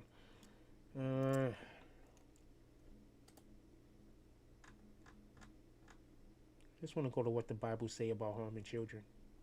I want to get the passage though. It's not giving me the. Here we go. Ephesians.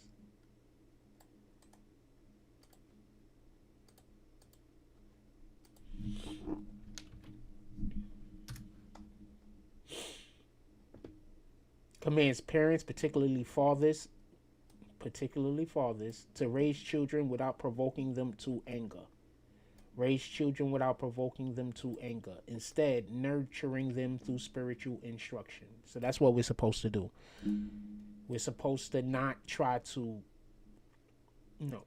instruction, basically. That's how we're supposed to. This is what Ephesians says. And just so we can be clear, because somebody's going to be like, that's just Instagram, or YouTube, that's not the Bible. Let's go to the actual Bible verse.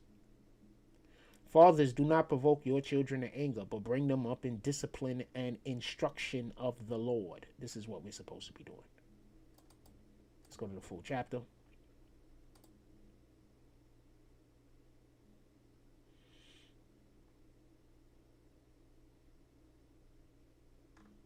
Wait, what was that? Ephesians 6:4.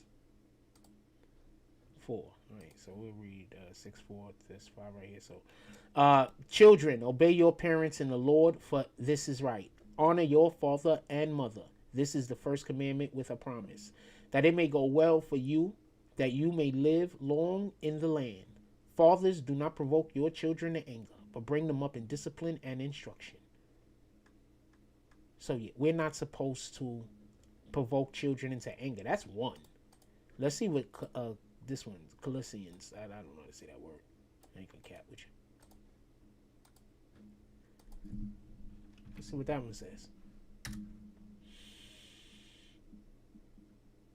Fathers, do not embitter your children. They will become discouraged. Ooh.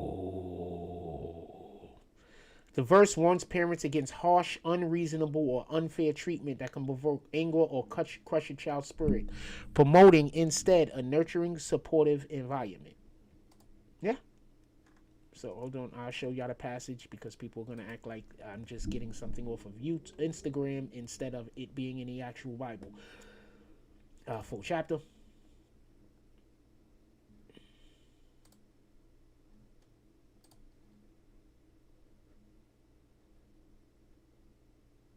Instructions for Christians' households. Wives, submit yourselves to your husband, and it is fitting the Lord. Just so we can be clear, this is one of the reasons right here why our households don't have peace, why our children aren't thriving, why our relationships aren't working. This is right here. I'm about to read this thing. Pay attention. Wives, submit yourselves to your husband, as it is fitting to the Lord. Husbands, love your wives and do not be harsh with them. Children, obey your parents in everything, for this pleases the Lord. Fathers, do not embitter your children, or they will become discouraged. So, and the next thing talks about slaves. So I don't want to hear people say, oh, the Bible talks about slaves, but not in the manner in which we know slaves to be from our history books. It speaks of it in a different. Slaves is not slaves in the Bible. Slaves in the Bible are considered people that work for you, employees. So generally, every time you see slaves, think employees. Just, we could be clear, because a lot of times people were slaves because they lost the war, and so they was in slavery and things as such. But you're supposed to treat your slaves basically the way that we treat employees nowadays. So look at it that way. People play with a lot of words. I have a relative. I'm not going to call the person out because it's not about them.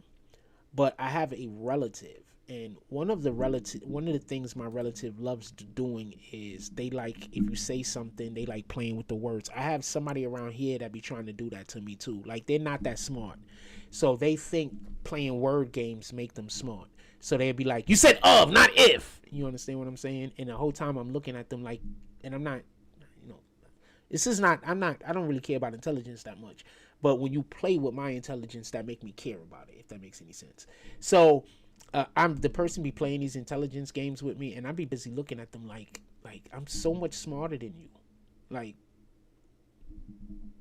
if I decided to do this with you, you wouldn't be able to have a conversation around me. Like, if I decided to every single time you said something that wasn't right, you wouldn't be able to talk around me. Like, this person I'm speaking of, they wouldn't be able to have a conversation around me because I would be spending the whole entire time showing them, you're not supposed to say that. That word's wrong. This thing is wrong. That thing is wrong. Hold on. I got proof. I show them proof. I go right here. See, you're not supposed to. If I really was a dick, you understand what I'm saying? But I'm not a dick. So what happens is when they do that, I don't say nothing. I just look at them like,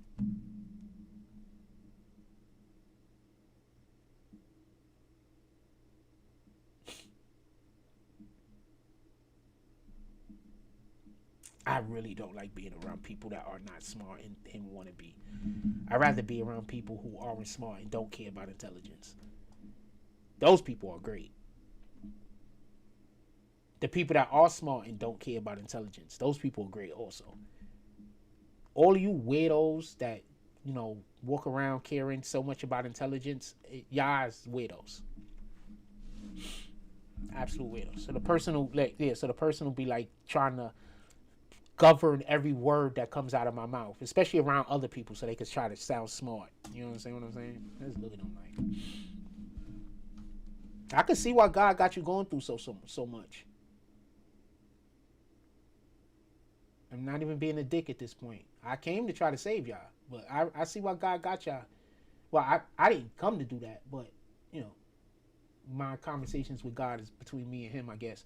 But no, I 100%, I see why y'all going through so many problems and situations and issues, just in general. I see why.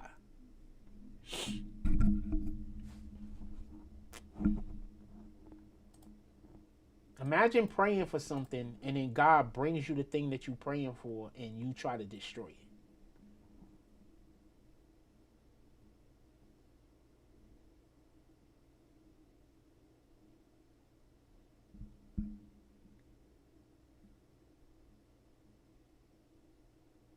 Just imagine. You praying for a thing. We praying for a breakthrough. We praying for a breakthrough. God brings something right to your door. Like we gonna give you a whole new beginning. And you just hate on the thing and push the thing away and disrespect the thing. Just for no reason. Just, for fun.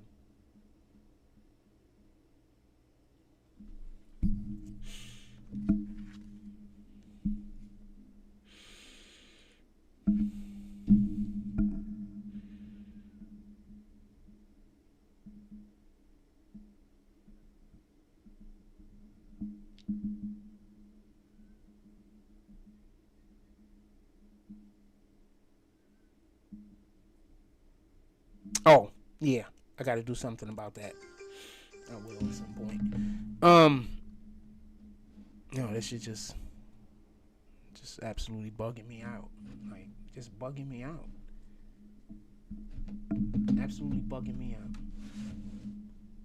I've been all over the world. I've done so many different things with my life. Like, this isn't even the 4th or 5th thing I've done with my life. Like, I've done so many different things with my life. I got so much experience.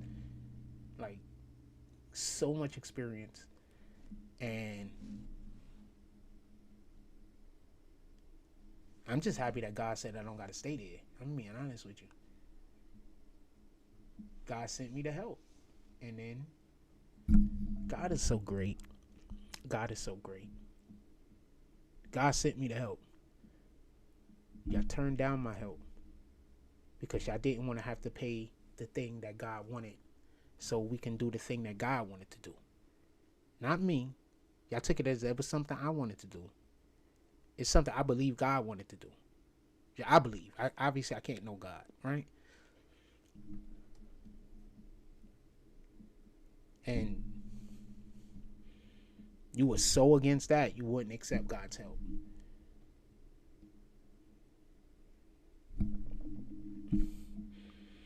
Are there people, God has sent people to me before. And I didn't know it. And sometimes I do the right thing, and sometimes I fuck up. Y'all fucked up. God didn't send me to do a little. God sent me to do a lot.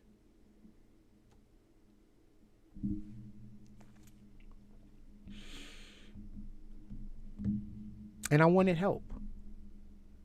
And I thought y'all could help me.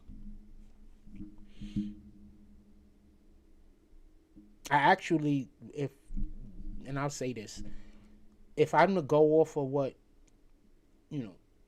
I believe God wanted, I think he wanted to actually grow your program grow the thing that you was doing. But the thing that he wanted from me, y'all wanted to block. So I've been praying to God, and I've asked him to send me a different situation, and he refuses. So there's nothing I can do about that. But what I can do is avoid your situation until he changes his mind and has a different plan for me. And I'm hoping that he has a different plan for me.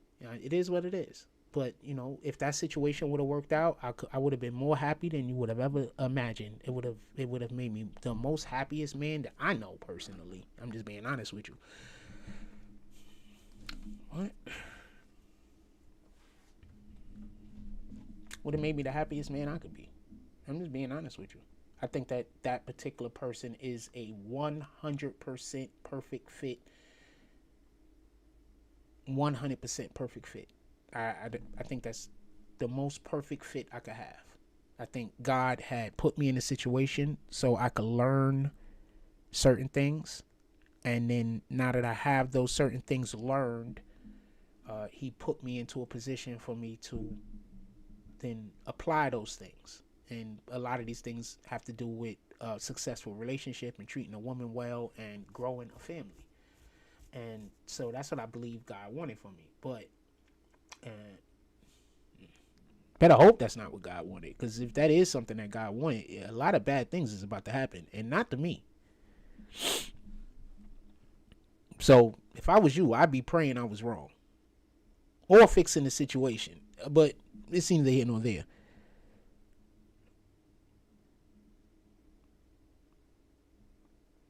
But I'd be praying I was wrong if I was you. I've seen what happens when people get in the way of things that God wants, especially when their things are bigger than them. You know what I'm saying? Because the shit bigger than me. Like I'm bigger than me, way bigger than me. I think I've successfully told y'all what was gonna happen in the future, and I think I've been pretty successful. And even these last videos I've been doing, I've been literally telling y'all what's gonna happen. I haven't been wrong. I probably said it in ways that people don't like, but I haven't been wrong. I've been right. Every time I tell y'all Trump is gonna do something, he ends up doing it. Every time I tell you the Democrats is gonna do something, they end up doing it.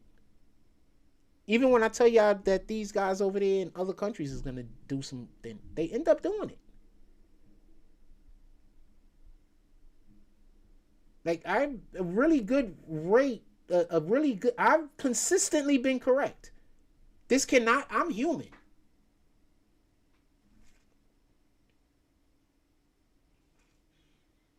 I need for you to explain to me how I've been so consistently correct.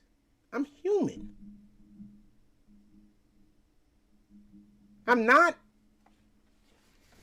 any kind of nothing. I'm human.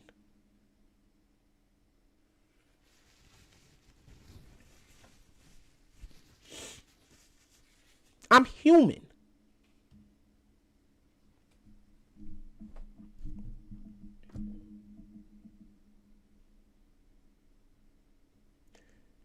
Shout out to the Most High. Glory be to God. Jesus is King. Do I feel like God has his hand on my shoulder? Yeah. I always feel that way. Every time somebody says some stupid shit to me like, oh, God isn't only for you, he's for everybody. Do all of a sudden good stuff start happening to me and bad stuff start happening to them? Yeah, that happens also. God's not just for me. He's for all of us. But when you say that God's with you, imagine the audacity of me to say, well, God loves everybody. Imagine the audacity of that. When you be like, yo, God loves me. Imagine the audacity of me saying it like I'm thinking you're the only one that God is saying that you're saying God loves. The audacity of me. What in the heck? What kind of drugs would I have to be on for if somebody else says, I believe God is with me, for me to say, well, God is with everybody? There's a person that does that every single time I talk about God. They teach at a church. Imagine teaching at a church, and every time you hear a specific person say that they believe that God is with them and that God hears them and that they have a relationship with God, you feel the need to say, well, everybody has a relationship. Imagine the audacity.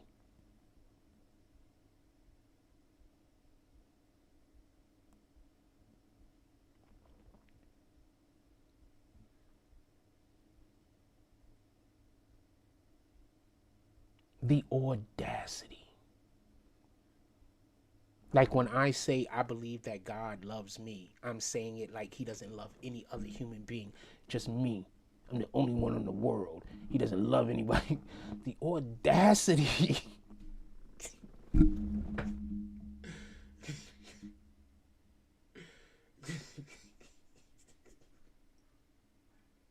Once again, this is an intelligence issue. You understand? This is an intelligence, like, even though the person's a narcissist, this is still an intelligence issue. This is an issue of intelligence. Of me having a conversation that the other individual wasn't intelligent enough to have with me.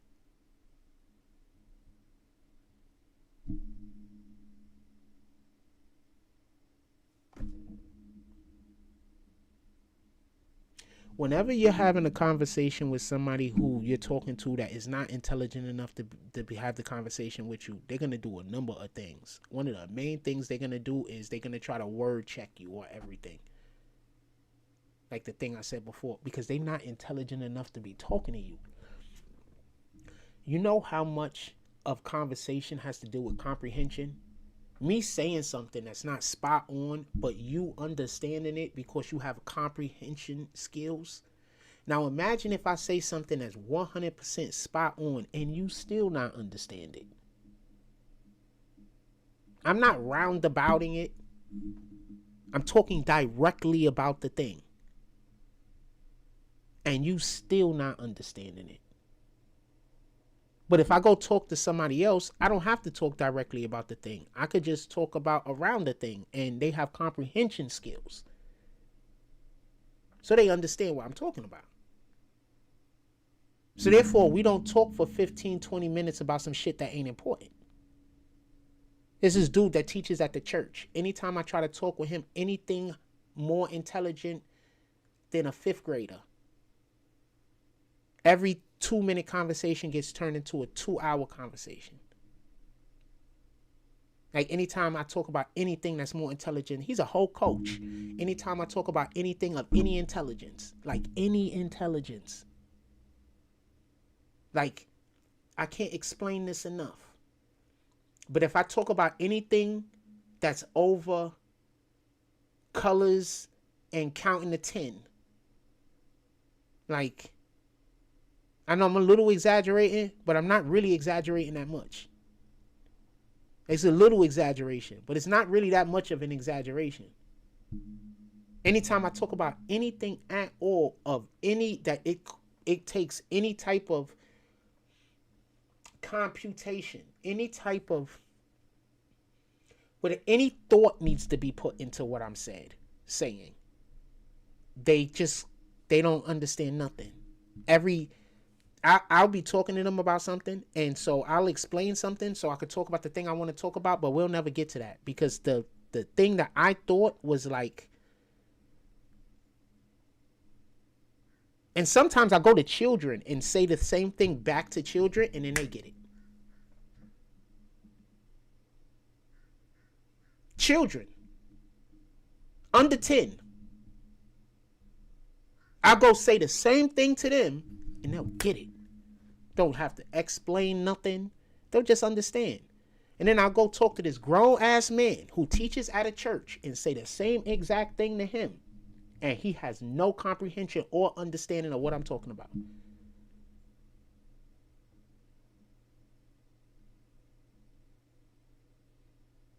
But he's teaching people. And can't understand simple, like I said, ABCs and 1, 2, 3s. I don't know what to tell you, man. Anyway, the question is, what do you think Democrats advocate for more? 75% said illegals, 25% said women and children. So 3 people said illegals and 1 person is trolling. I don't think I've ever heard Democrats advocate for women and children ever since they started advocating for illegals, because you can't advocate for both.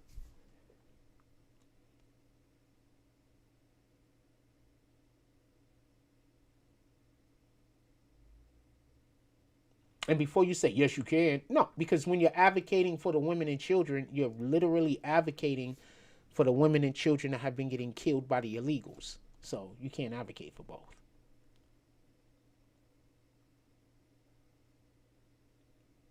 This is not one of those 2 things could be right things. This is not that.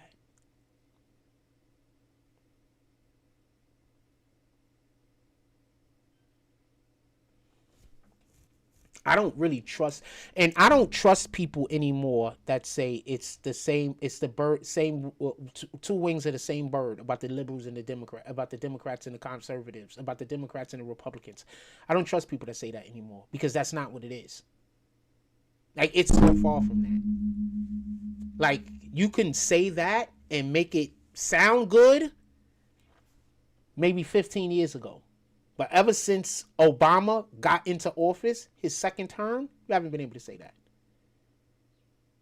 That's not been accurate. Nowhere near accurate. Once Obama hit his 2nd term and he ain't have to run no more, he just started doing everything.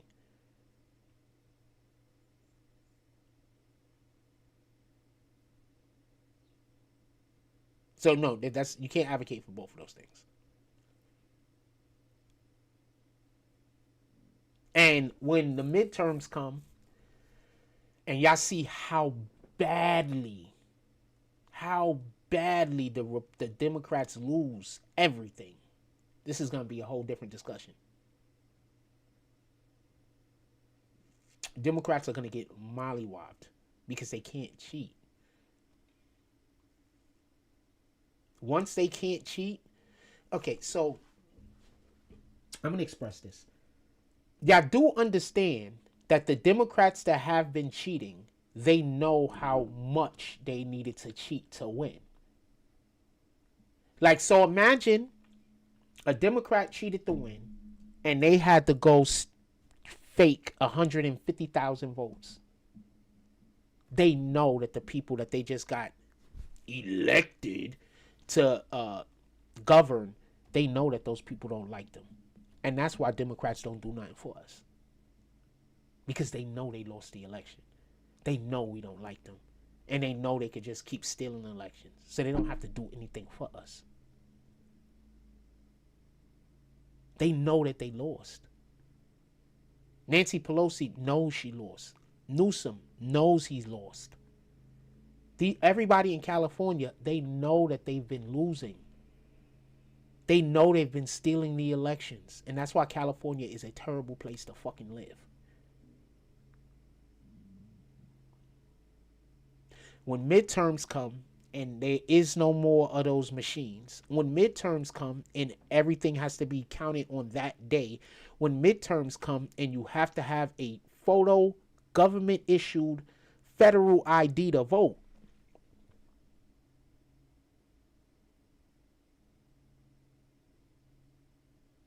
they're not going to be able to cheat. They're screwed. And when they start showing the numbers, Democrats winning over here 78% of the vote. I mean, Republicans winning over here 78% of the vote. Republicans winning over there in previously blue areas 67% of the vote. Like, not close.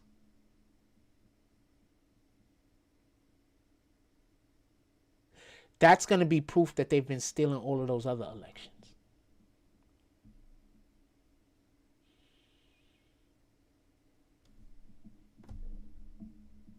It's not going to be close. I don't believe it will. I believe more of these elections are going to be not close than close. Proof. You want proof? If they have all of these people in all of these cities and states that hate the ICE, why do they keep having to fly people in and put them in hotels?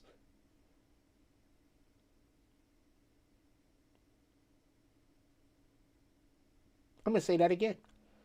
If they have all of these people in America that really hate ICE, the majority of America is against ICE, then why do they have to fly anybody anywhere and put anyone in hotels in order to do protests?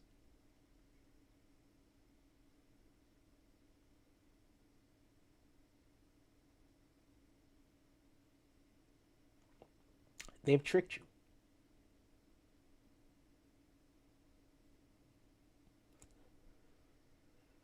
I guess that's the simplest, easiest way to put it.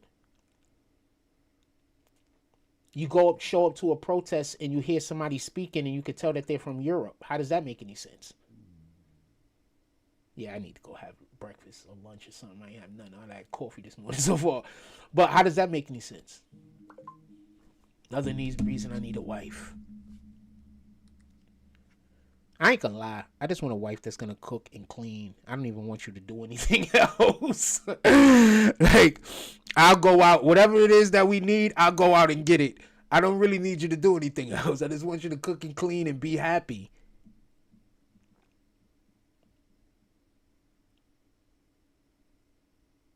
That's important to me. That she just be happy. That's it. Like, women don't know. Every time they tell me about their job, that's just a turnoff to me. I'm just going to be honest.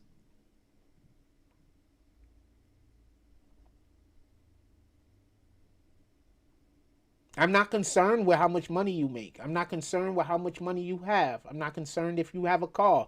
One time I was tricking somebody and I wanted to see somebody's expression. So I walked up to the dude and I was like with some other people around because I wanted to see the expression of the mother of a particular female who I'm absolutely in love with. So I wanted to see the mother's expression more than anything else. So I go up to the dude and I'm like, yo, yeah, so there's this chick I'm interested in. I really wasn't interested in the chick. I just know that he sent the chick to... I feel like he sent the chick to try to discourage me from being attracted to the other girl, but I'm not attracted to the other girl because I'm attracted to the other girl. I'm attracted to the other girl. I think that has more to do with God than me, to be honest with you, in any regard. So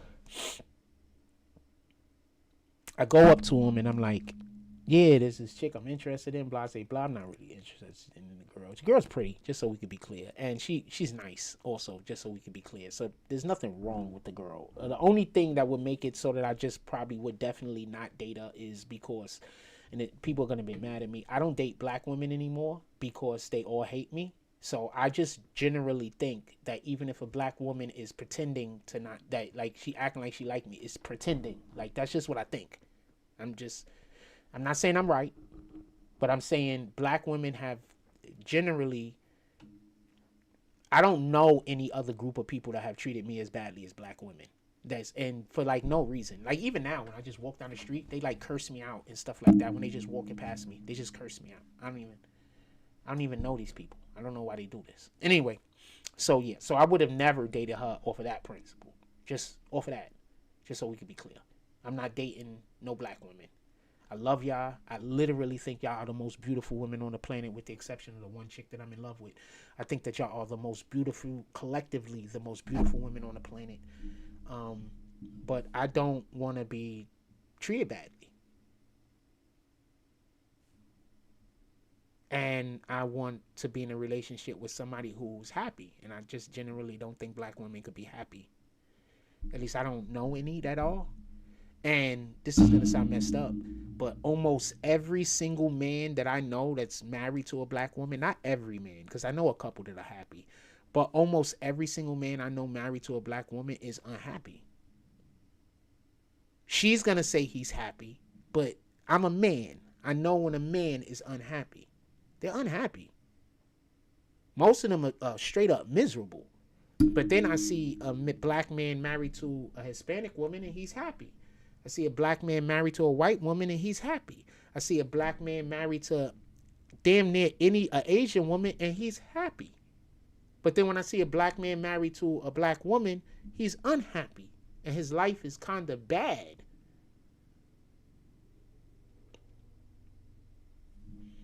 I wish it wasn't that way. And I don't think it's going to change. I think because of what the Bible says, I just don't think it's going to change. I think that our women, and a lot of our men are screwed up too, but I don't date men, so I wouldn't know, just so we can be clear. I wouldn't know. But, I would assume women are having similar problems with us. As far as I could tell, a lot of black men are just feminine now. So I would assume that would be an issue for black women. Pardon me. So I would assume that would be an issue for black women. All of the male femininity. Even though they encourage it for whatever the reason is, I don't know why black women encourage black men to be like gay. Like, I don't know what that's about. But like, black women love for black men to be gay. I don't know why that is. I come from a generation where our black women, they didn't cater to that shit. Like, they don't rock with that. So to see that we currently now live in a society where it seems to me like black women want all black men to be gay, except for whoever they marry to. Like, every other black man should be gay, though. Like, it's crazy, yo. And this is just my opinion. This isn't facts. This is just my opinion, and my opinion is based off of my experiences. And from my experiences, black women want all black men, except for the black man that they're married to be gay. And their kid. Every other black man, they want to be gay. I don't know what this is about. Don't get it. I don't care. Shit is crazy. I don't know no other race of women like this. Like, I just don't. Are there a lot of white women that want white men to be gay? Yeah, there's a ton of them. But not damn near every last one of them. I don't know. It is what it is. Hope that shit works out.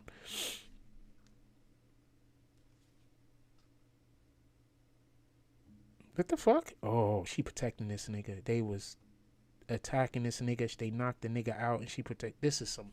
Right while I'm talking about what I'm talking about, look what happens. This is fucked up. Super fucked up. I don't know.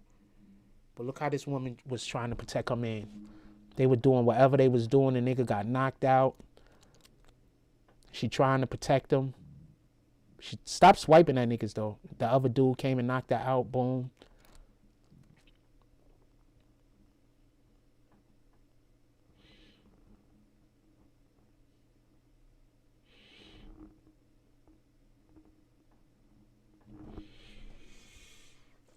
Also, just so you can be clear, if you dating me, we don't go to clubs. I don't go to clubs. I don't go to clubs. I don't go nowhere where there's going to be a lot of ignorant people waiting to do something ignorant.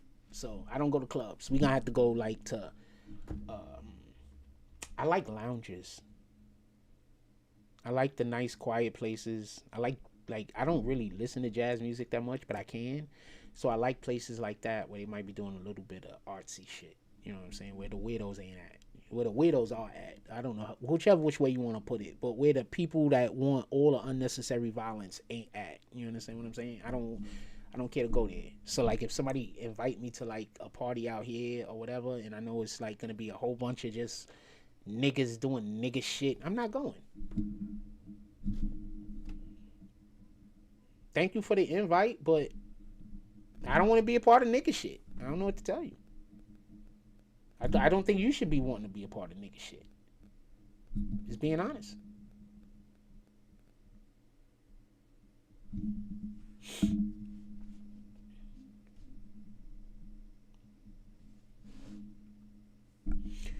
I was on a date with a girl. I'm not going to say who she was, but I was on a date with a girl and we went to a roller rink skating. I'm not great at skating, but we went skating.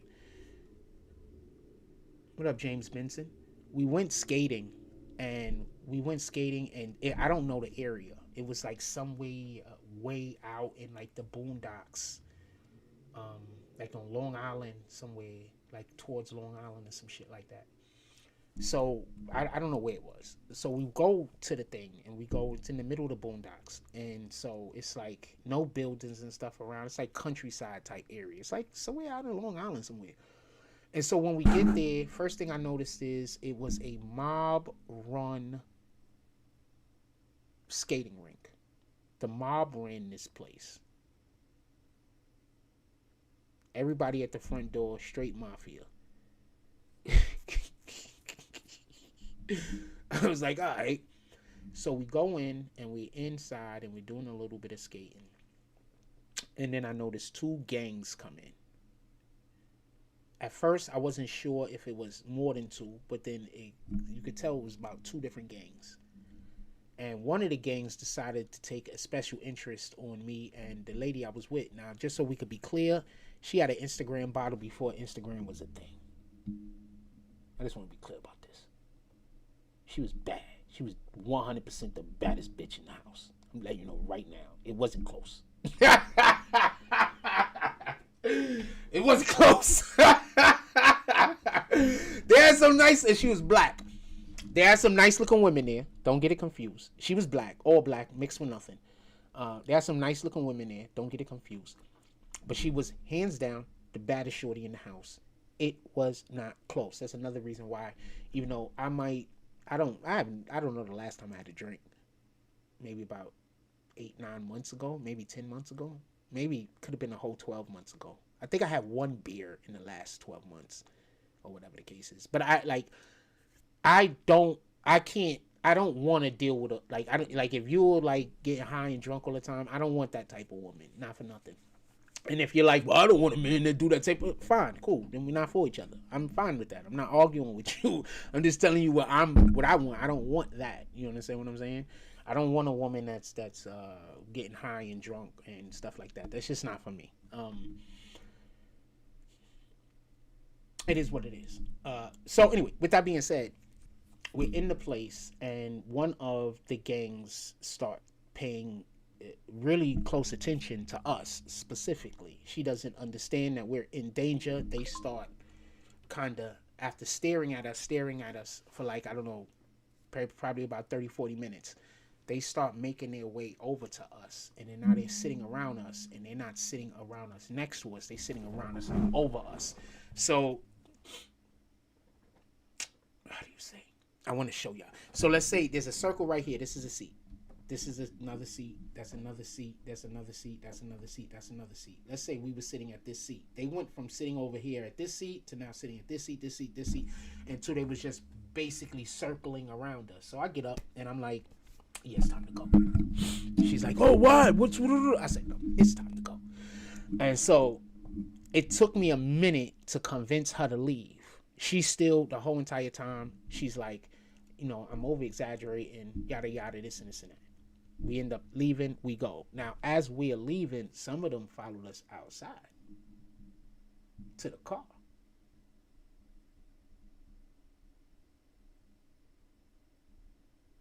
We jump in the car, we leave. She's busy telling me, I'm over, whatever, da-da-da, this and that. You know, we literally I had to get like upset with her in order to leave. So later on, I'm talking to my brother, the person that told me about the spot in the first place, because I called him up. I was like, yo, I want to go to a skating ring. We want to go skating tonight. He was like, yeah, boom, you should try this place. So when I said to him what happened, he was like, yo, good thing you got out of there. He said, yeah, I never go to there unless we go like 10, 15 deep.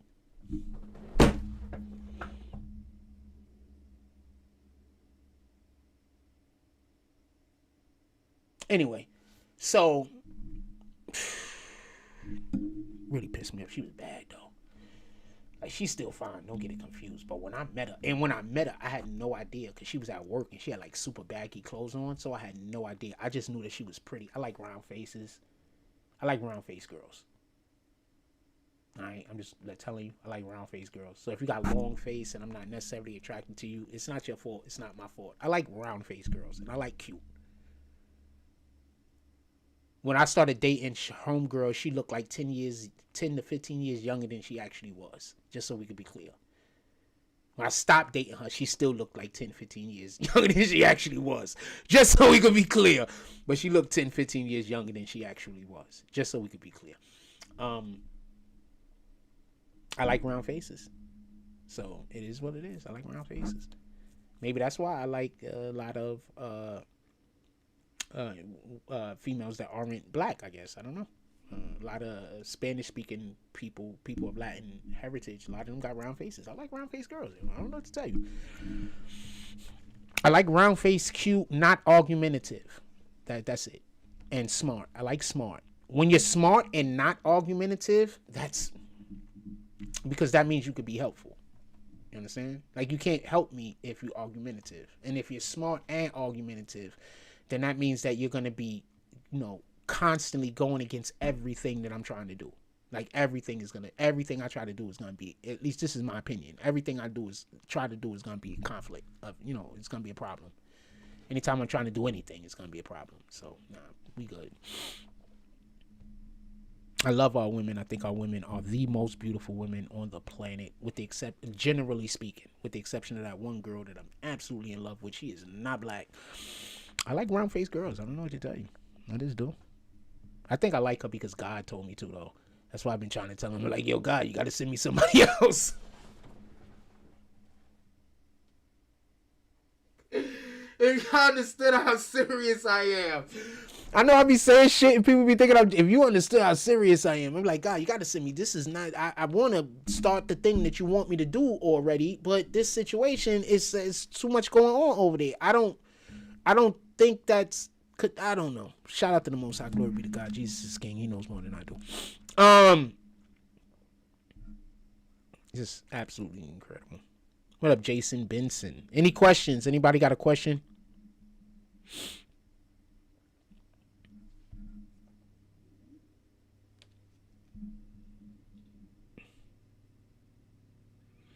I feel so bad that they knocked this girl out like that. What's she yelling? Oh, she crying. Damn. And he hit her with something. That wasn't his hand. I think he hit her with a gun or something.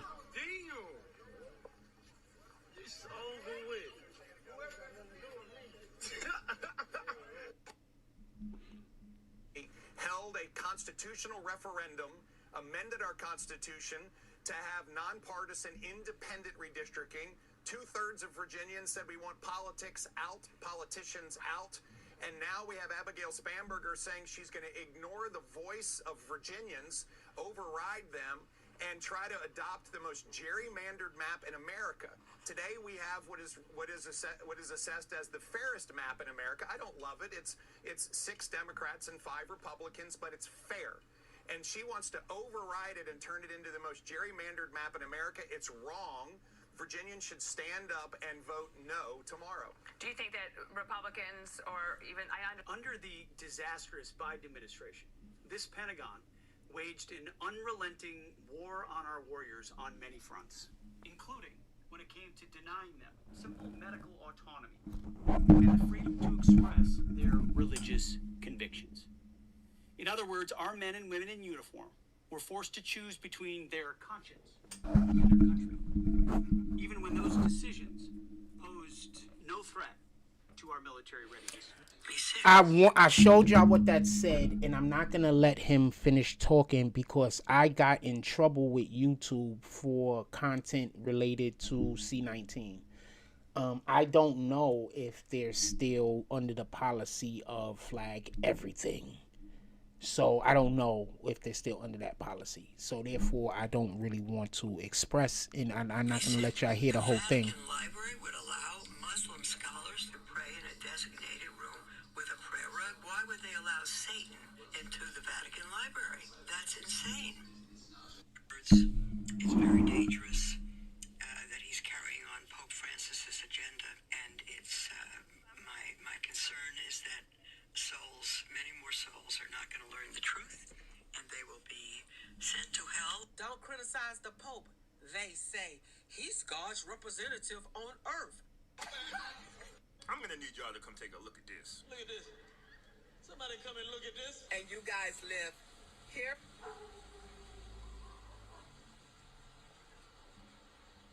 You're living with the provider. Stop. It's always black women with this stupid shit.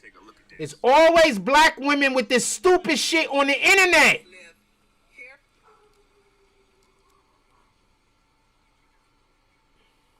You're living with the provider. If you're living with the man and you guys live here, that's still a house. You're living with the loser. I That's still a house. There's people that's homeless.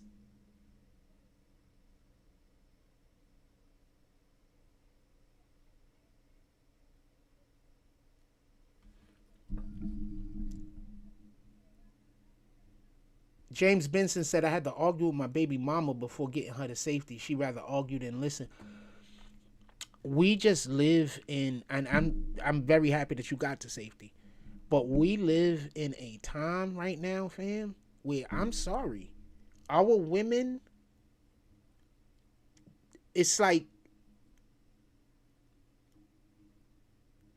men. So in the 90s, I was saying this to my homeboys.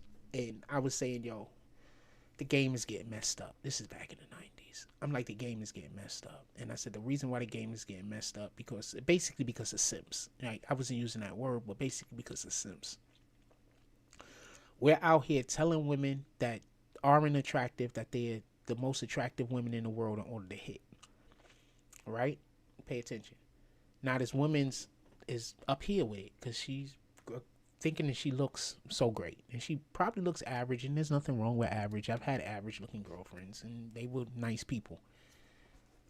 But what happens is this. Now, when a guy that's on her level try to get with her, she thinks she all the way up here.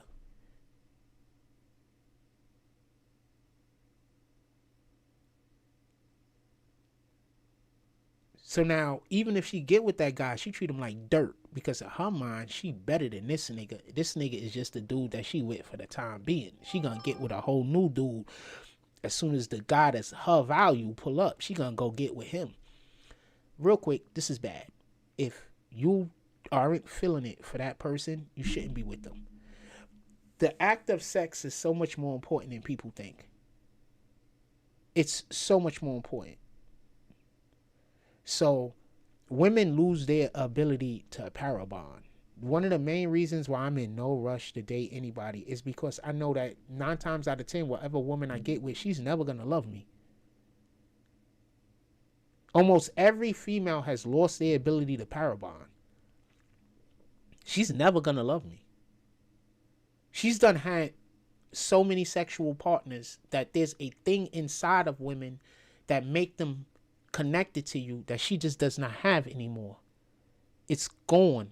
It doesn't exist in her no more. So she can never love me the way that I want to be loved. It's just not possible. And that's the real reason why a lot of these dudes is out here with strippers and everything. Because the stripper's going to fake it. The stripper knows what that woman at home isn't providing, as far as sometimes a man just, and I'm not getting with no stripper either, we're not doing that, but sometimes a man needs comfort also, not constant arguing and bickering, not constant you wrong about everything. Imagine being a man and you with a woman that treats you like you wrong about everything, and in front of everyone. She don't have because in her mind, she's a strong black woman. So anytime any man says something, she has to be able to say something against it.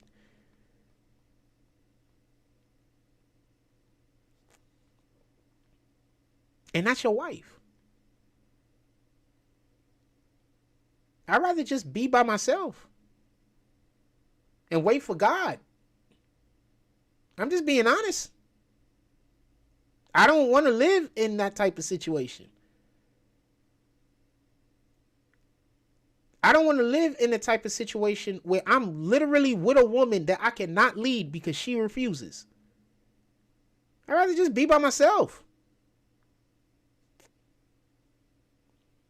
I'm going to get much more in life done by myself than choosing a partner who's trying to stop me from doing whatever it is that I'm trying to do.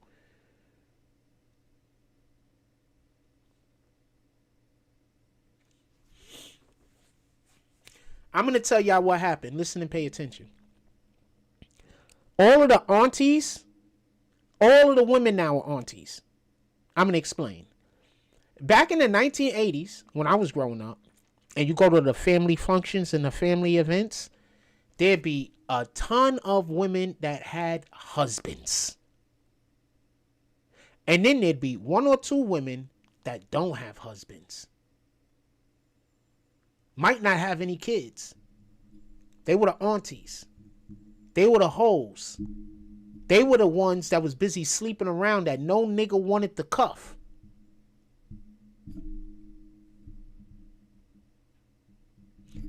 What happened was females growing up used to always look up to them. I used to see it. Because they looked like they was living life. So now we don't have girls growing into housewives and growing into helpmates. We have girls growing into aunties, growing into whores. So that's what's prevalent in our communities now. If you see a woman and if you see a man and he's single, he probably just a single nigga. You see a woman and she's single, she probably got like 50, 60 bodies. She never gonna love you. There's nothing you could do about it. There's nothing she could do about it. She does not have the ability. She cannot bond with you. The whole entire ability is gone. She has no value now. Not because she's not pretty. Not because she can't make money. Not because she's not smart. But because she has an inability to give a man the one thing that he wants. Respect. Because she can't bond with him. She can't. That's science, not an opinion. Science.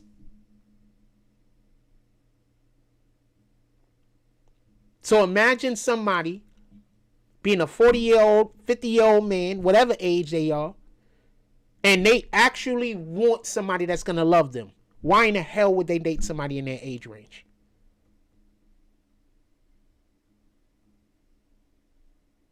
They want to be in a loving relationship where they're loving a person and the person is loving them back. Why would they date somebody in their age range? Women in their age range probably don't even have the ability to power bond. They don't, but they don't have the ability to love a man because they done slept with 50, 60, 70, 80, 100 niggas.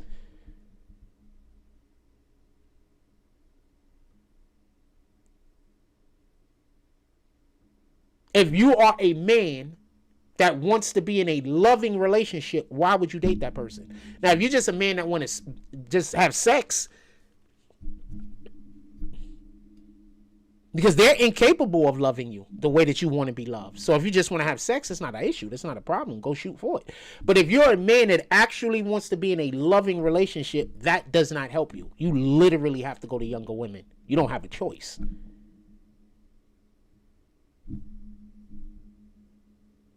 You don't have a choice. But if you're a dude that just want to have sex, these older women, they know what it is, especially the ones that actually were whores, because some of them weren't. Some of them, their husband just passed away. They probably only slept with 2, 3 guys their whole life. Their husband just passed away. Or maybe their husband cheated on them and left them. So I'm not saying 100% of the women, but what I'm saying is, fam,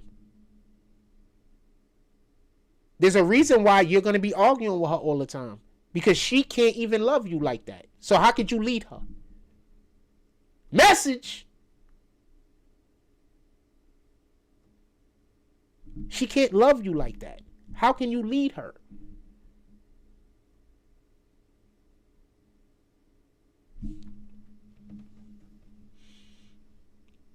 Where'd I put that phone?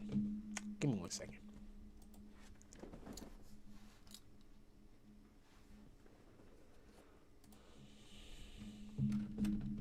She can't even love you like that. That's why I be looking at these young girls, not looking at them like that, obviously, but I be seeing these young girls out here, and they be with this little boy this week, then that little boy that week, and that little boy that week, and I just be thinking to myself, like, by the time she hit 20, she gonna be washed. They might not be able to tell it in her neighborhood because all of the women around here are probably going to be pretty much washed. But as soon as you leave the hood and go anywhere else, you're going to be able to tell yourself. You're going to be able to see the difference between you and the other females.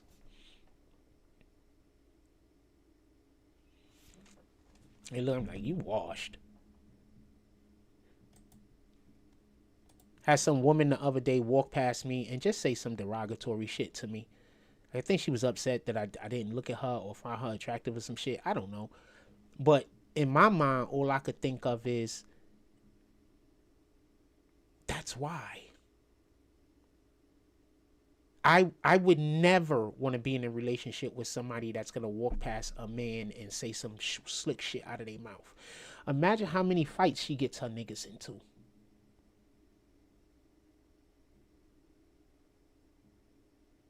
That's the type of woman that you're going to lose your life because of. Because she going to be somewhere, she going to come out her mouth crazy. I'm fortunate. I've never been in a relationship with a woman that will ever do some shit like that with me. I'm fortunate. One female, her name was Tamika. I'm going to call her out. I was dating her when I was like 15. So, that part.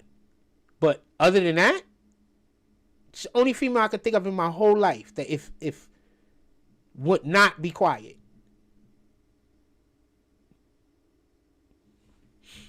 Out of the ones I've dated, I don't get that type of disrespect.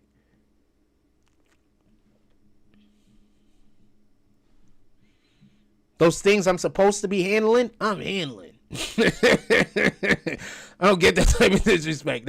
Not that.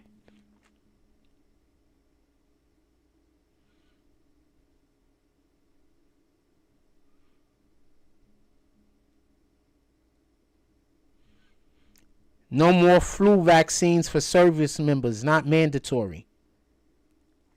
Let's see what Cory Booker's saying. There is darkness and wind. People are getting hurt. What we need is not from on high. We need foot soldiers of our democracy who in times of trouble. You know how I keep telling you, they sending people out there to get hurt. They sending people out there to get killed. This is why you got to get rid of the Cory Bookers of the world. In our nation, there is darkness and wind. People are getting hurt. What we need is not from on high. We need foot soldiers of our democracy who in times of trial are willing to stand up. Will you stand for our democracy? Will you stand to get out the vote? Will you stand for our children? Will you stand up for our elders? And will you stand together, unified, strong, be the hope that people need? We are Democrats. It's time for a new deal. It's time to redeem the dream of America. Thank you. God bless you. I want to say something. This is why these guys are so disingenuous. Last president was a Democrat. What he means is time to do anything. The last president was literally a Democrat. The Republicans have not been in the power that long. What are you talking about? Why are y'all constantly sending people outside to go get hurt from the military? And then if they get hurt, then you blame the military when you guys are the ones sending them outside to confront the military. Explain that to me. Democrats do not care about you. They just know they're about to all go to jail. All right? They don't care. They just know they're about to go to jail. That's it. That's all that's going on. They know that they're in trouble. They know they're about to go to jail. They need the people to fight against the government to try to push it off as long as possible so they can hopefully make a deal. Because last time Trump was in office, he made deals with them. He's not making any deals this time. Shout out to him. Don't make no deals with them motherfuckers. Part of my language. Don't make no deals with them. So in the 80s, I'm gonna explain to you why a lot of me is the way that I am. As far as I don't talk to people. Once you cross me, I don't really want to deal with you and shit like that. So in the 80s, I heard this phrase: we don't negotiate with terrorists. So the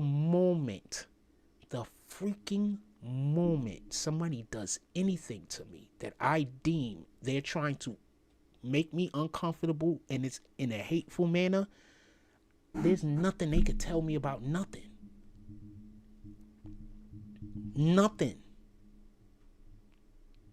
They might not know it in the moment, but there's nothing they could tell me about nothing. I do not negotiate with terrorists. There's nothing. When I was 5 years old, and I'm never going to forget this, I was living on Park Avenue between 181st and 182nd. I had just got in trouble for something that I did not do. I was not wrong. I don't even know why I got in trouble. So I don't even know why I got in trouble. But I got in trouble. And I told my pops in that moment that I'm not going to forget this. And I'm going to let everybody know what kind of person he was. And he looked at me and said, well, I'm going to tell people that you're crazy, so nobody will ever believe you. And you know, he went my whole entire life telling everybody I was crazy. My whole entire life. From the day he told me that, he was trying to get me put into mental hospitals and everything, but the hospitals was like, there's nothing wrong with him.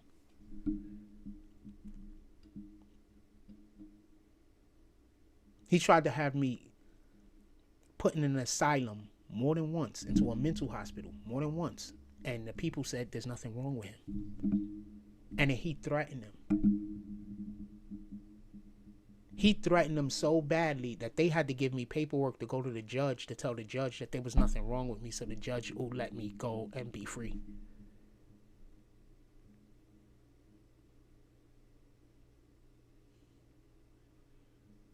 So no, I don't negotiate with terrorists. And I've been not negotiating with terrorists since I've been 5.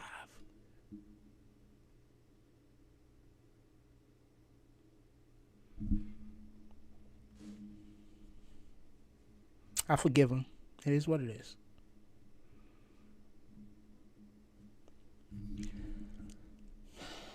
I think about all the relationships that were destroyed and all the people that I could have been friends with that I wasn't, and just all of the misunderstandings and problems that came from him doing the thing that he did. But I forgive him, and it's okay. It is what it is.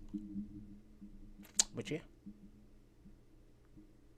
And I think about that moment quite frequently, just so we can be clear. It's something I think about frequently. You know, especially when I'm thinking about how I'm handling children myself. You know, I think about how I'm handling children. It's something I think about frequently. That, you know, you gotta be careful. You know, we always have the opportunity to create, you know, keystone moments in a child's life. A moment that is gonna be, you know, life-changing, something that they're going to carry with them for years. And so let's try to make it something positive. You know, let's try to make it something that they can build on. Let's try to make it something that's, you know, an endearing memory. Let's try to do that.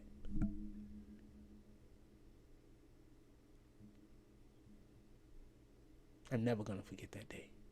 I was standing in the hallway right past the bathroom, but before the mirror. We had a long mirror in our hallway. We had our kitchen here, then there's a hallway, and then the stairs going down, and then there's another hallway going this way, and then there was a door in front of the mirror that was 2 doors that led to my father's room. One door was here, it was a glass door, and there was another door here. It was both glass. But this one had a thing in front of it on the inside, so you couldn't see into the room. And I was between that mirror and that bathroom, and he was right on the other side of the mirror, between the mirror and the basement door. I'm never going to forget that day. I think y'all should, you know, especially when you're dealing with children, think about that. You don't never know when you're creating a keystone moment in that child's life. You don't never know when you're doing something that that child is never going to forget. Let's try to make those things something positive and not hateful and evil. I've been dealing with Satan my whole life. I've been with God my whole life. If God didn't show up for me early, I probably wouldn't be here now. I 100% believe that if I didn't get abandoned, that he would have killed me. I 100% hand to God believe that. If he wasn't removed from that home, and if I didn't live alone, that's why I tell people I don't feel bad that I lived alone all those years. I believe that if he would have killed me.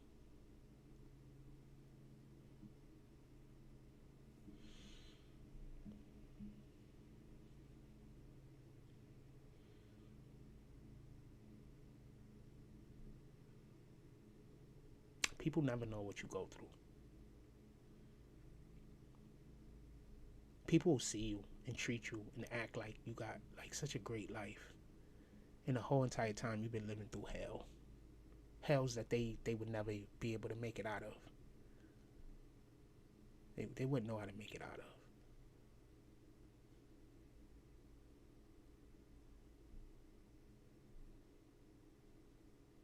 Whole time they talk to people like you're privileged of some kind.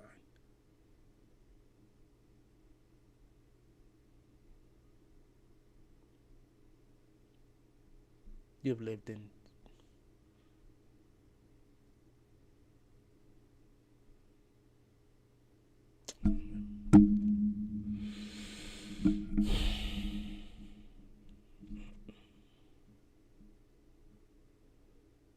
anyway.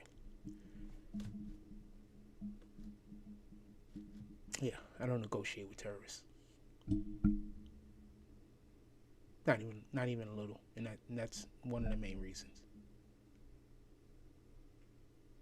So once you do some evil shit to me, just don't even think about. Just once you do some evil shit to me, I'm not gonna be friends with you.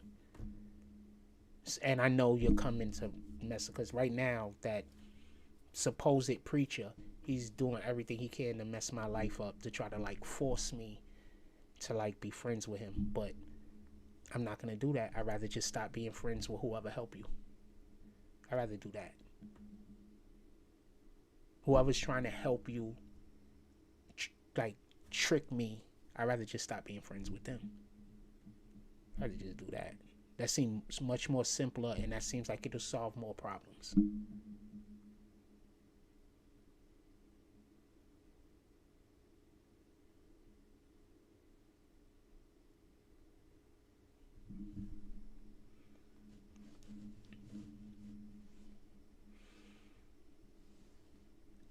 Same individual was running around telling people that he know me. That I didn't want to date a 20-year-old girl. I actually wanted to date a 40 or 50-year-old woman. Explain to me what fucking man on the planet would choose the 40 or 50-year-old woman over the 20-year-old girl. Name me one man. But he's telling people this.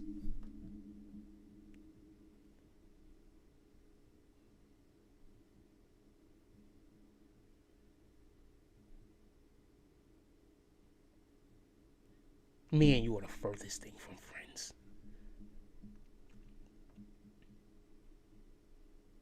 The fact that I don't tell you off every single time I see you is proof that I know God exists.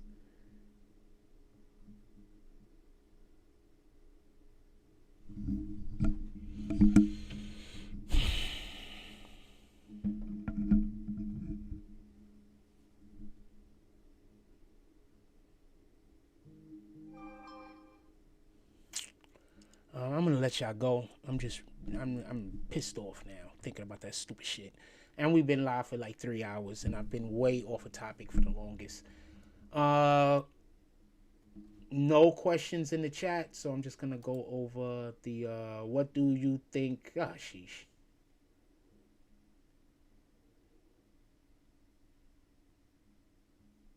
I didn't apologize to anybody. Just so we could be clear, I apologized to 0 people. And if anybody thinks I apologize to them, I'll take the apology back. How about that? I apologize to 0 people. And anybody that thinks that I apologize to them, I'm taking the apology back. How about that? 0 people. And yeah, I could talk about me. I could talk about my life. Let's see what testimony means. I want to show you just how evil these people are. Hold on. Let me show you just how evil these people are. I keep saying I shouldn't talk about my life.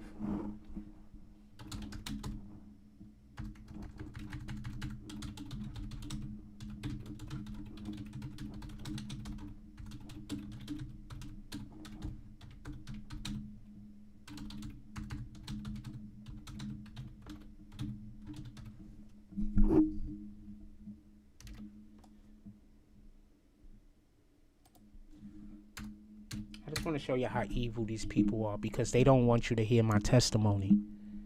They don't want me to testify about my life. And so I just want to show you how evil these people are. A person's testimony in the Bible is crucial because it serves as living proof of God's power. So why would I be talking about my testimony? Faithfulness. So why would I be talking about my testimony? Redemptive work. So why would I be talking about my testimony? Transforming a personal experience into a tool of faith. So why would I be talking about my testimony? Evangelism. So why would I be talking about my testimony? Spiritual victory. It validates the gospel, encouraging others to believe and offer encouragement during trials. Now, when somebody pulls up and tries to tell you that I shouldn't be telling people about my testimony, what are they actually telling you? No, this isn't pride. I'm not speaking about myself in any positive manner. That would be pride. I didn't say one positive thing about myself. You got another lie you want to say? Hold on. Let's show what people say about lies real quick. Gaslighting. Because that's gaslighting. So, what is gaslighting?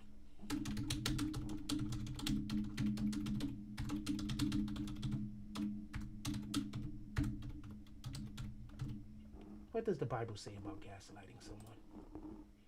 While the Bible does not use the modern term gaslighting, it strongly condemns the behavior that constitute,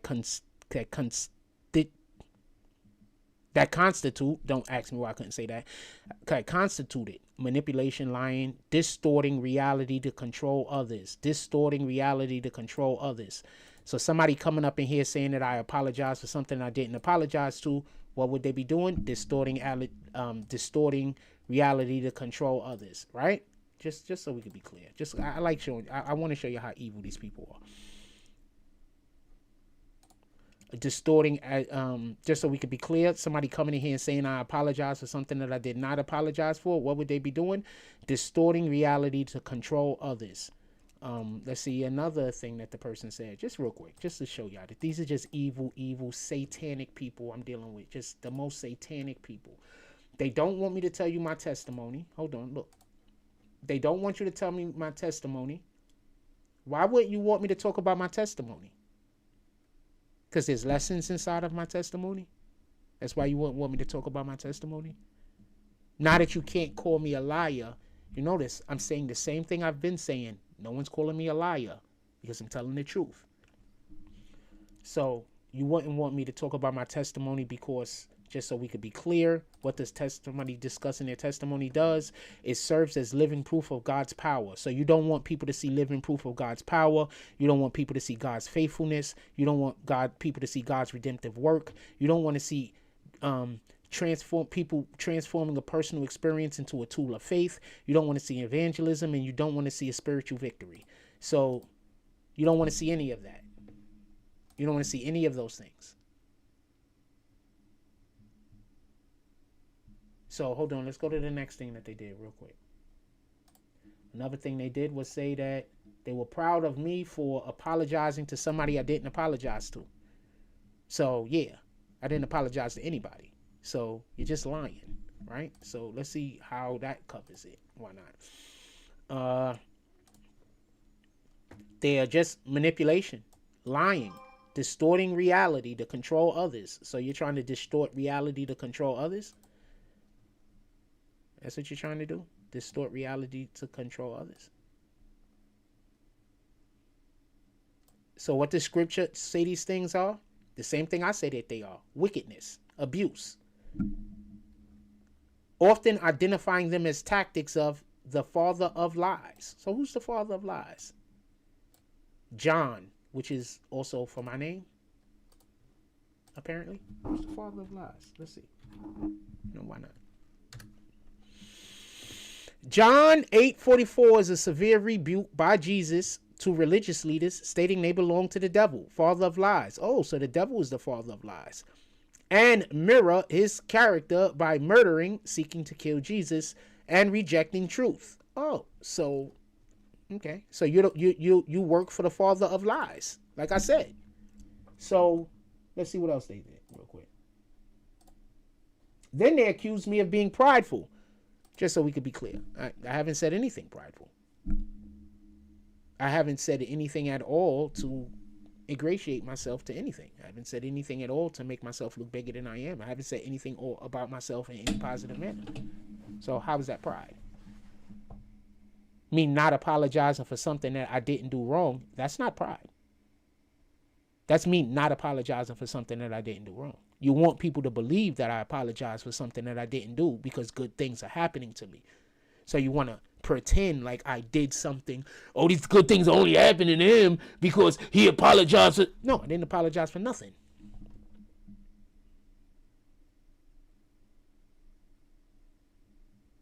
I have no plans on apologizing for anything that I did not do wrong. Matter of fact, I stand so strongly on that, I'm doubling down. I'm tripling down.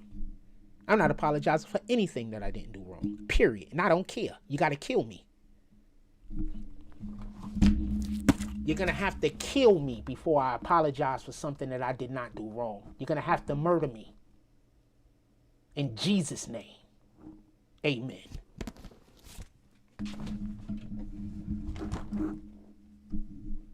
I don't think you understand how serious I am.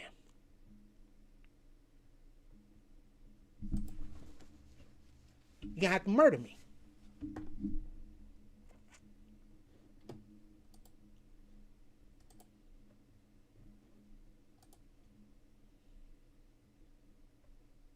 So, no. Any other lies you want to say over here? Any other lies? I'll address them right now. Any more lies?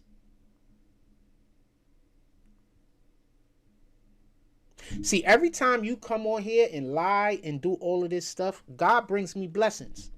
Any more lies?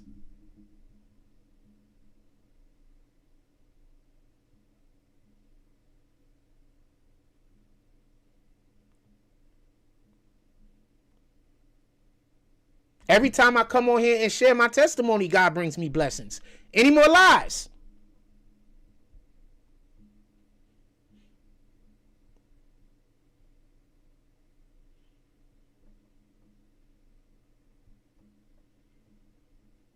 And you could tell whoever this is changed the name because look, it say @proud whatever the hell, but look, there's an L in the beginning of their name. They be changing their accounts and all that stuff to come in. So no, tell me, any more lies? Every time I tell the world about my testimony, blessings come my way. Every time you come in here and do this lying bullshit and make up stuff about me and then I gotta correct it, blessings come my way. Is there any more lies that I need to address or that you would like me to address? Any more lies? And yes, I know you blocked, but you're just going to make another account. Any more lies?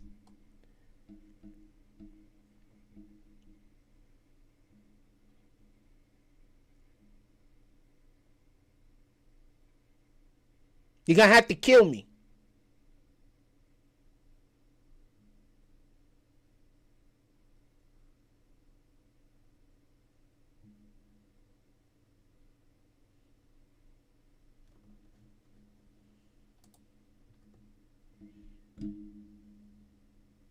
Nope, never apologize for anything. Never apologize for anything. So I'm not taking an apology back. But I never apologize for anything. Not to them. They owe me so much more apology. Shout out to them. I don't even want an apology, just so we can be clear. I don't want one. I'm happy they're living their life, doing whatever they're doing. I hope everything is working out for them. No hate. Me not talking to somebody is not me hating them. That's the problem you guys got. I'll stop talking to people for sometimes very small reasons. Now, do I talk to them now? I talk to them now. I call them a couple of times a week. It ain't nothing for me to apologize for. Zero things.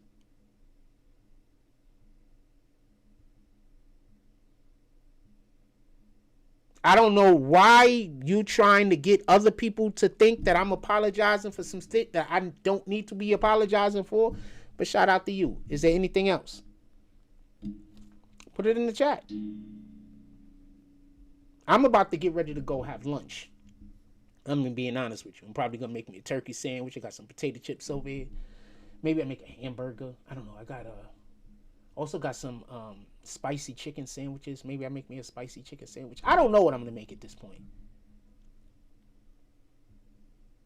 I got some beef and broccoli in there from P.F. Chang's and shit. But then I got to make rice to go with it. See, that's what I'm saying. I need a wife. Sometimes I don't eat because I be wanting to cook. I ain't gonna cap. I be hungry and shit. I be like, you know what? I just eat a snack. And then I spend the whole day eating snacks because I just don't feel like cooking. But no. Anything else? It's so much harder for you to lie and gaslight because I have the comments right here. I got the comments right here. So it's so much harder for him to lie and gaslight. You understand? But when I didn't have the comments right here, they lied and gaslit all the time. And not gaslighting me, gaslighting people in the comment section, people that watch the video later. But now, even if I kick you out the room, the shit is still up here. So you can't act like I was talking to myself. Because that's what they used to do for everybody that don't know. They'll argue with me in the chat, and then later on, they'll bring the video up and show people the video and say, look, he's not talking to nobody because I kicked him out the room. So your comments ain't here when they come back to the chat later. So then it's people that are stupid, and literally people who are stupid believe that I was talking to myself, not responding to somebody in the chat that they just can't see at the moment. So now I put the chat up there. So now you can't fake it. You can't pretend like you didn't say a thing.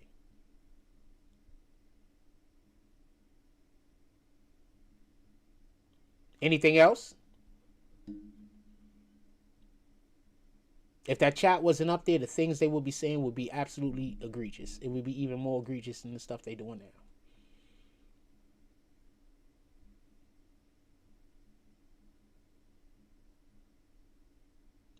I'm going to die before I apologize for something I did not do. Happily die, by the way. Like, please, Lord.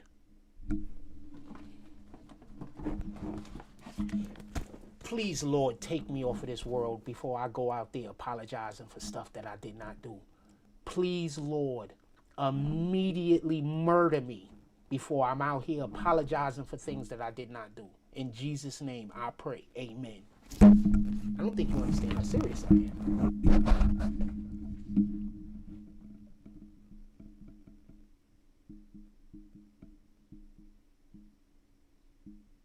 I don't think you understand how serious I am. I'm not playing in any way, shape, or form.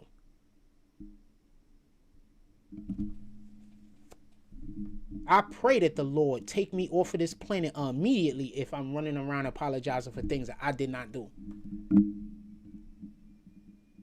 Please.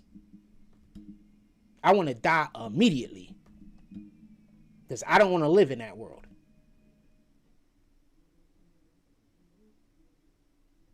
Give me 1 second.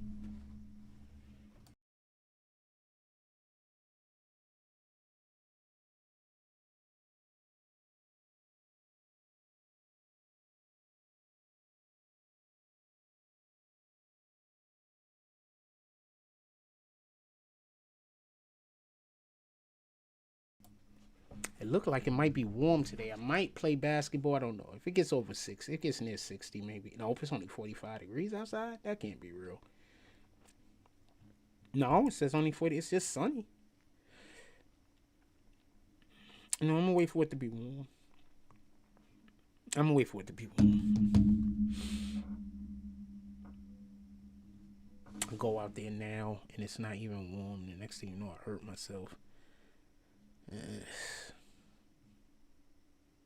It's so much easier to get hurt when the weather is not warm outside. When it's cold and stuff like that, it's a lot easier to get hurt. At least for me. I can't speak for anybody else.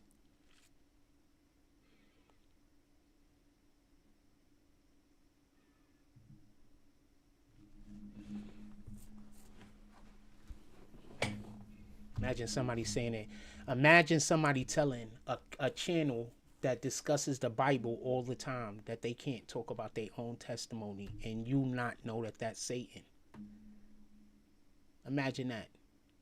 Imagine you not knowing that I'm under attack by Satan, and they're literally doing everything that the Bible say don't do. Every single time they pull up, every single thing they doing in my chat is stuff that the Bible say don't do.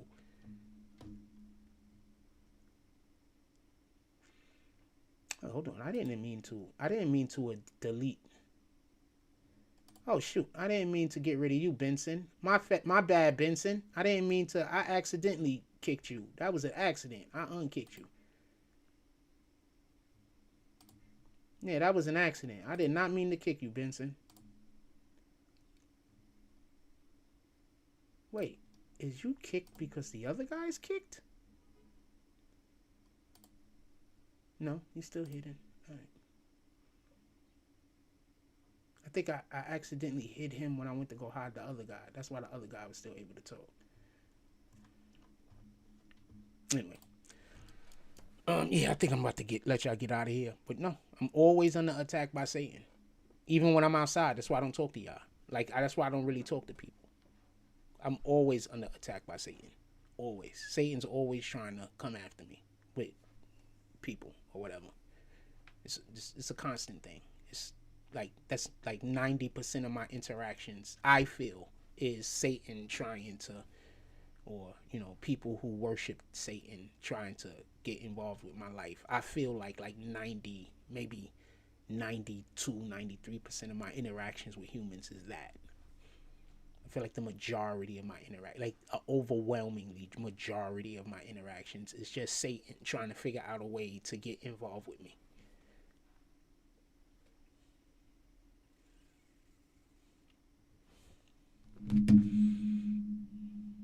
Just my opinion.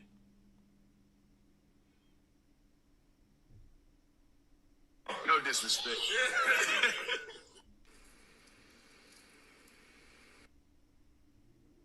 Wait, what she told him to do?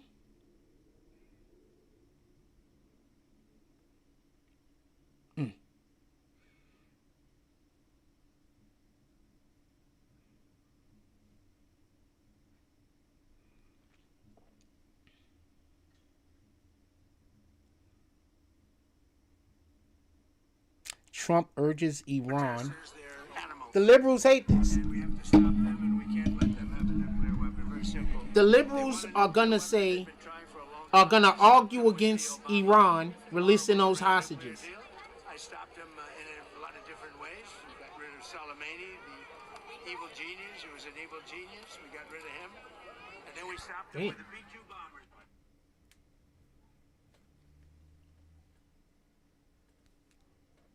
The liberals are going to fight so hard to make sure that those innocent women are executed. I promise you. Because they killed 45,000 people in the last month. More than that. I think it could be as much as 60. They kill protesters. They're animals. And we have to stop them, and we can't let them have a nuclear weapon. Very simple. They want a nuclear weapon. They've been trying for a long time.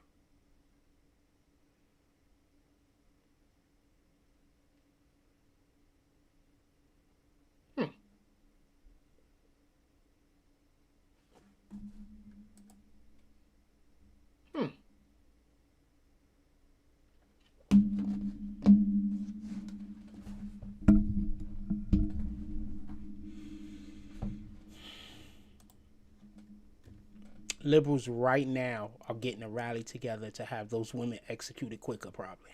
And I know I'm joking, but I'm not really joking. It's probably something that's happening. Liberals hate women. I think liberals hate American women. I think liberals just hate women. I think that's the people that took over the Democratic Party. I think they just hate women. Look, so why I think that?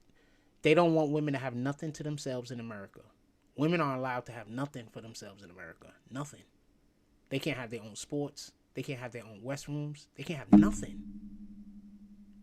Now, when we talk about women in other countries, when women in other countries are busy telling, like, yo, we're being over there raped and all this other crazy stuff, the women over here don't care because they hate Trump so much. So they don't care all of the trauma and terrible stuff that's happening to the women in other countries. So they don't protect our own women, and they're 100% fine with women from other countries getting raped and murdered. So liberals, whoever the people are that's in control of the party, they hate women. And it's wild because the party's ran by women. The Liberal Party is right now, the Democratic Party right now is ran by women. Women, the feminist movement runs the Democratic Party. It is what it is.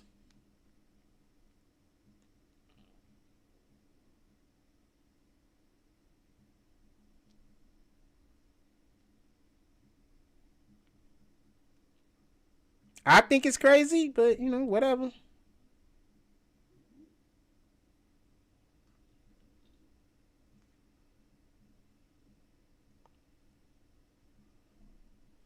I've played for an eternity playing with a I'm gonna let y'all go. I'm hungry. I'm gonna go eat. Everybody, go have a blessed day, man.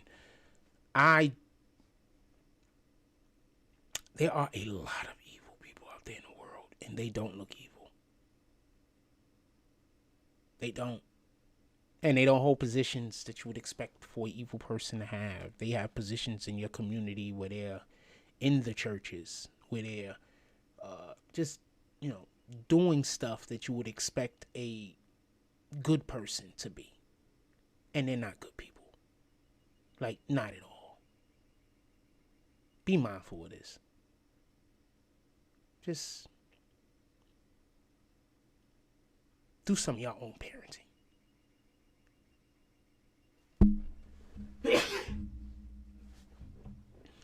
Some of these people that you're looking for help with the parenting, they're not there for help. They're there to get help. They're not there to give help. I got a thing that I do, and it's good or bad, however you think about it. But every once in a while, and I do this specifically when I don't need anything, right? I'll ask a friend periodically, do they got like $1? Like, never nothing of any consequence. And then see if they give it to me. Now, if I ask you 10 times for $1 and you never have $1, I know we're not friends.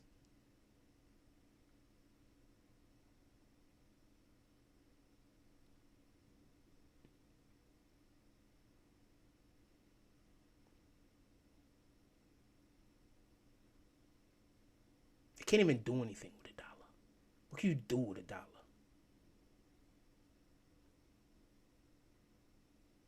So I asked him for $1. Now, if I come up to you like, yo, you got $10, I might need $10. But if I come up to you like, yo, you got $1? It's $1. I promise you, I don't need the $1.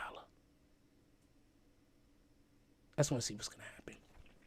And then I take it to the next level, and I'll ask for 50 cents. Like, right when I'm at that point where I'm like, I know this person ain't my friend, but I'm gonna give them one more chance. Like, yo, you got 50 cents? Just to see what their reaction is.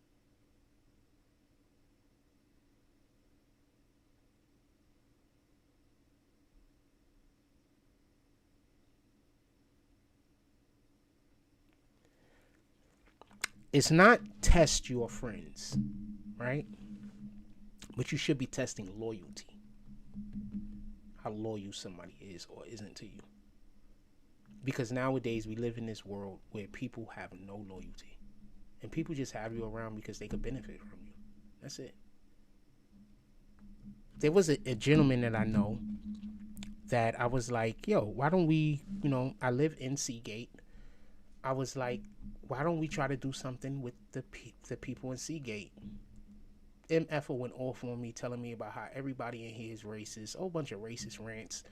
And no, I went through this with them for over a year of every time I brought up Seagate, just every racist rants and this and this and that and back and forwards and how much he hates the people in here, yada yada, this and this and that. But then all of a sudden, that whole entire energy changed. I'm not sure what happened, but what I think happened is they were able to, something probably happened with them in the past, and then they had an issue, and then they believed that Seagate didn't want to deal with them. So now they're under the impression that Seagate might want to deal with them now. I don't know any of this stuff. I'm just telling you what I witnessed. I don't know any of this stuff. But what I do know is when I was like, yo, you should try to work with Seagate, this and this and that, I had to hear all of these different things about how Seagate is racist. They just spoke to me like I was a complete idiot, like I was just absolute stupid, talking down to me, him and his number 2 person, talking down to me, just like talking crazy to me, like just crazy, like crazy. So crazy to the point that I do not miss the fact that I don't talk to these people no more. I do not miss it at all. They were just talking to me crazy. And then to immediately try to do everything they can to work with the people in Seagate is bananas to me.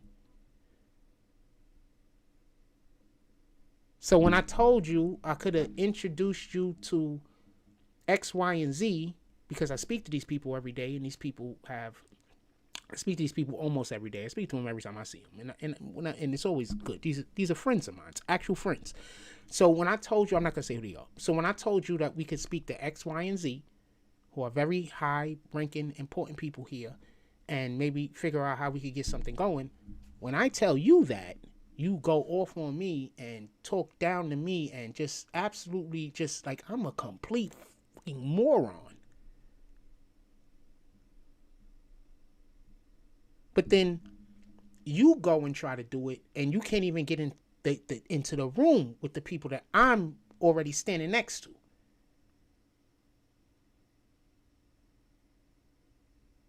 You can't even get into the room with the people that I wanted to bring you to. You can't even get in the room with them.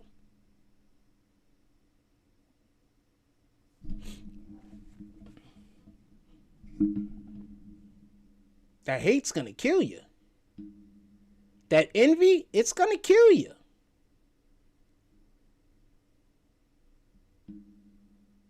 Now, I didn't tell them about how you spoke about them. Whatever, I'm gonna leave it alone. I'm not here to try to mess up anything anybody else is doing. You spoke about them like they was crazy. You spoke to me like I was crazy for even bringing it up. Like, I can't even explain to you.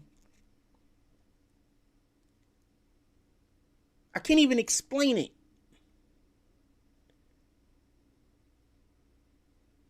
Like, I can't explain it. Imagine sitting in a vehicle, you can't go nowhere because you're driving around and you're far from wherever, and mofos is just basically talking to you like you're a complete idiot for suggesting something, just for them to go and do it and act like it was a genius work, and they can't even do it to the level that you was suggesting to do it for them. Like the level you would suggest, the level you could have helped them at, they're not even. They said that was crazy, but less than that is genius. When a mofo don't want to give you credit for something, when a mofo just hates you, but they gotta deal with you, or they feel like they want to deal with you because they feel like they could get something out of you, but they don't like you. Because that's what that was.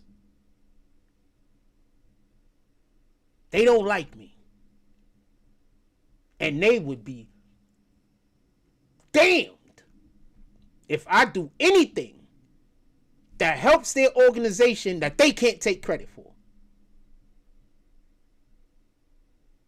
Not that I wanted credit, because I didn't.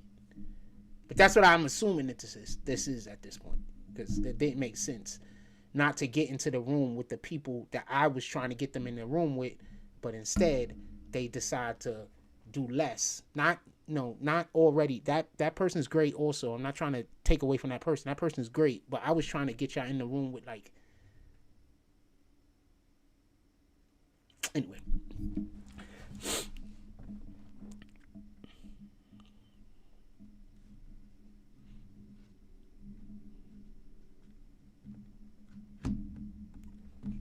And I know why you're trying to be friends with me. It ain't gonna happen.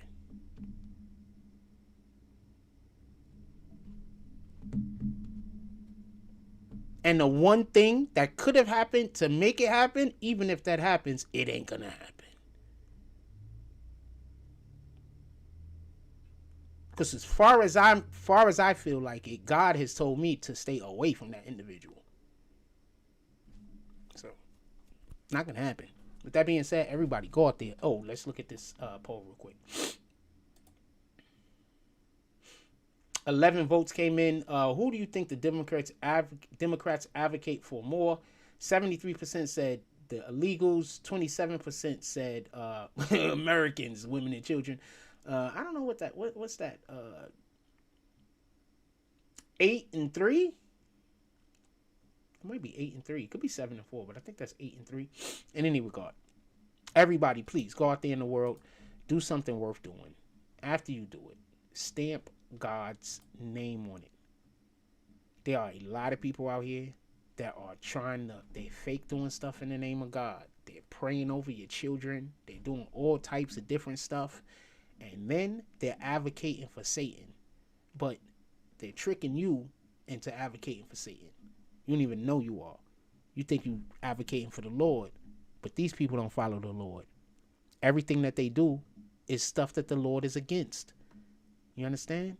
So you can't be out. It's one thing, just so we can be clear. None of us are perfect. So I'm not asking for anybody to be perfect. But it's another thing to pretend to be in a church. Pretend to be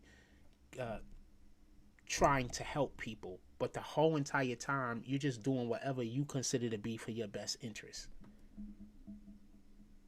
I have a friend, and he said to me, I make everything so hard. He said this before he even really got to know me, by the way. He said, damn, you make everything so difficult. And now that he gets to know me better, I think he gets what it is. I just be trying my hardest to follow what the Bible say. I just fall short like everybody else. But a lot of times you think I'm being difficult. I'm literally just doing what God says to do. What I believe God is saying to do. And what I mean by that, not that God's talking to me or nothing like that, but something I've read in the Bible, and I believe I'm following that doctrine. That simple. In contrast with individuals that's praying over your kids, got in church, trying to teach church and everything else, but they're doing all of the things that God don't want us to do. They gossiping.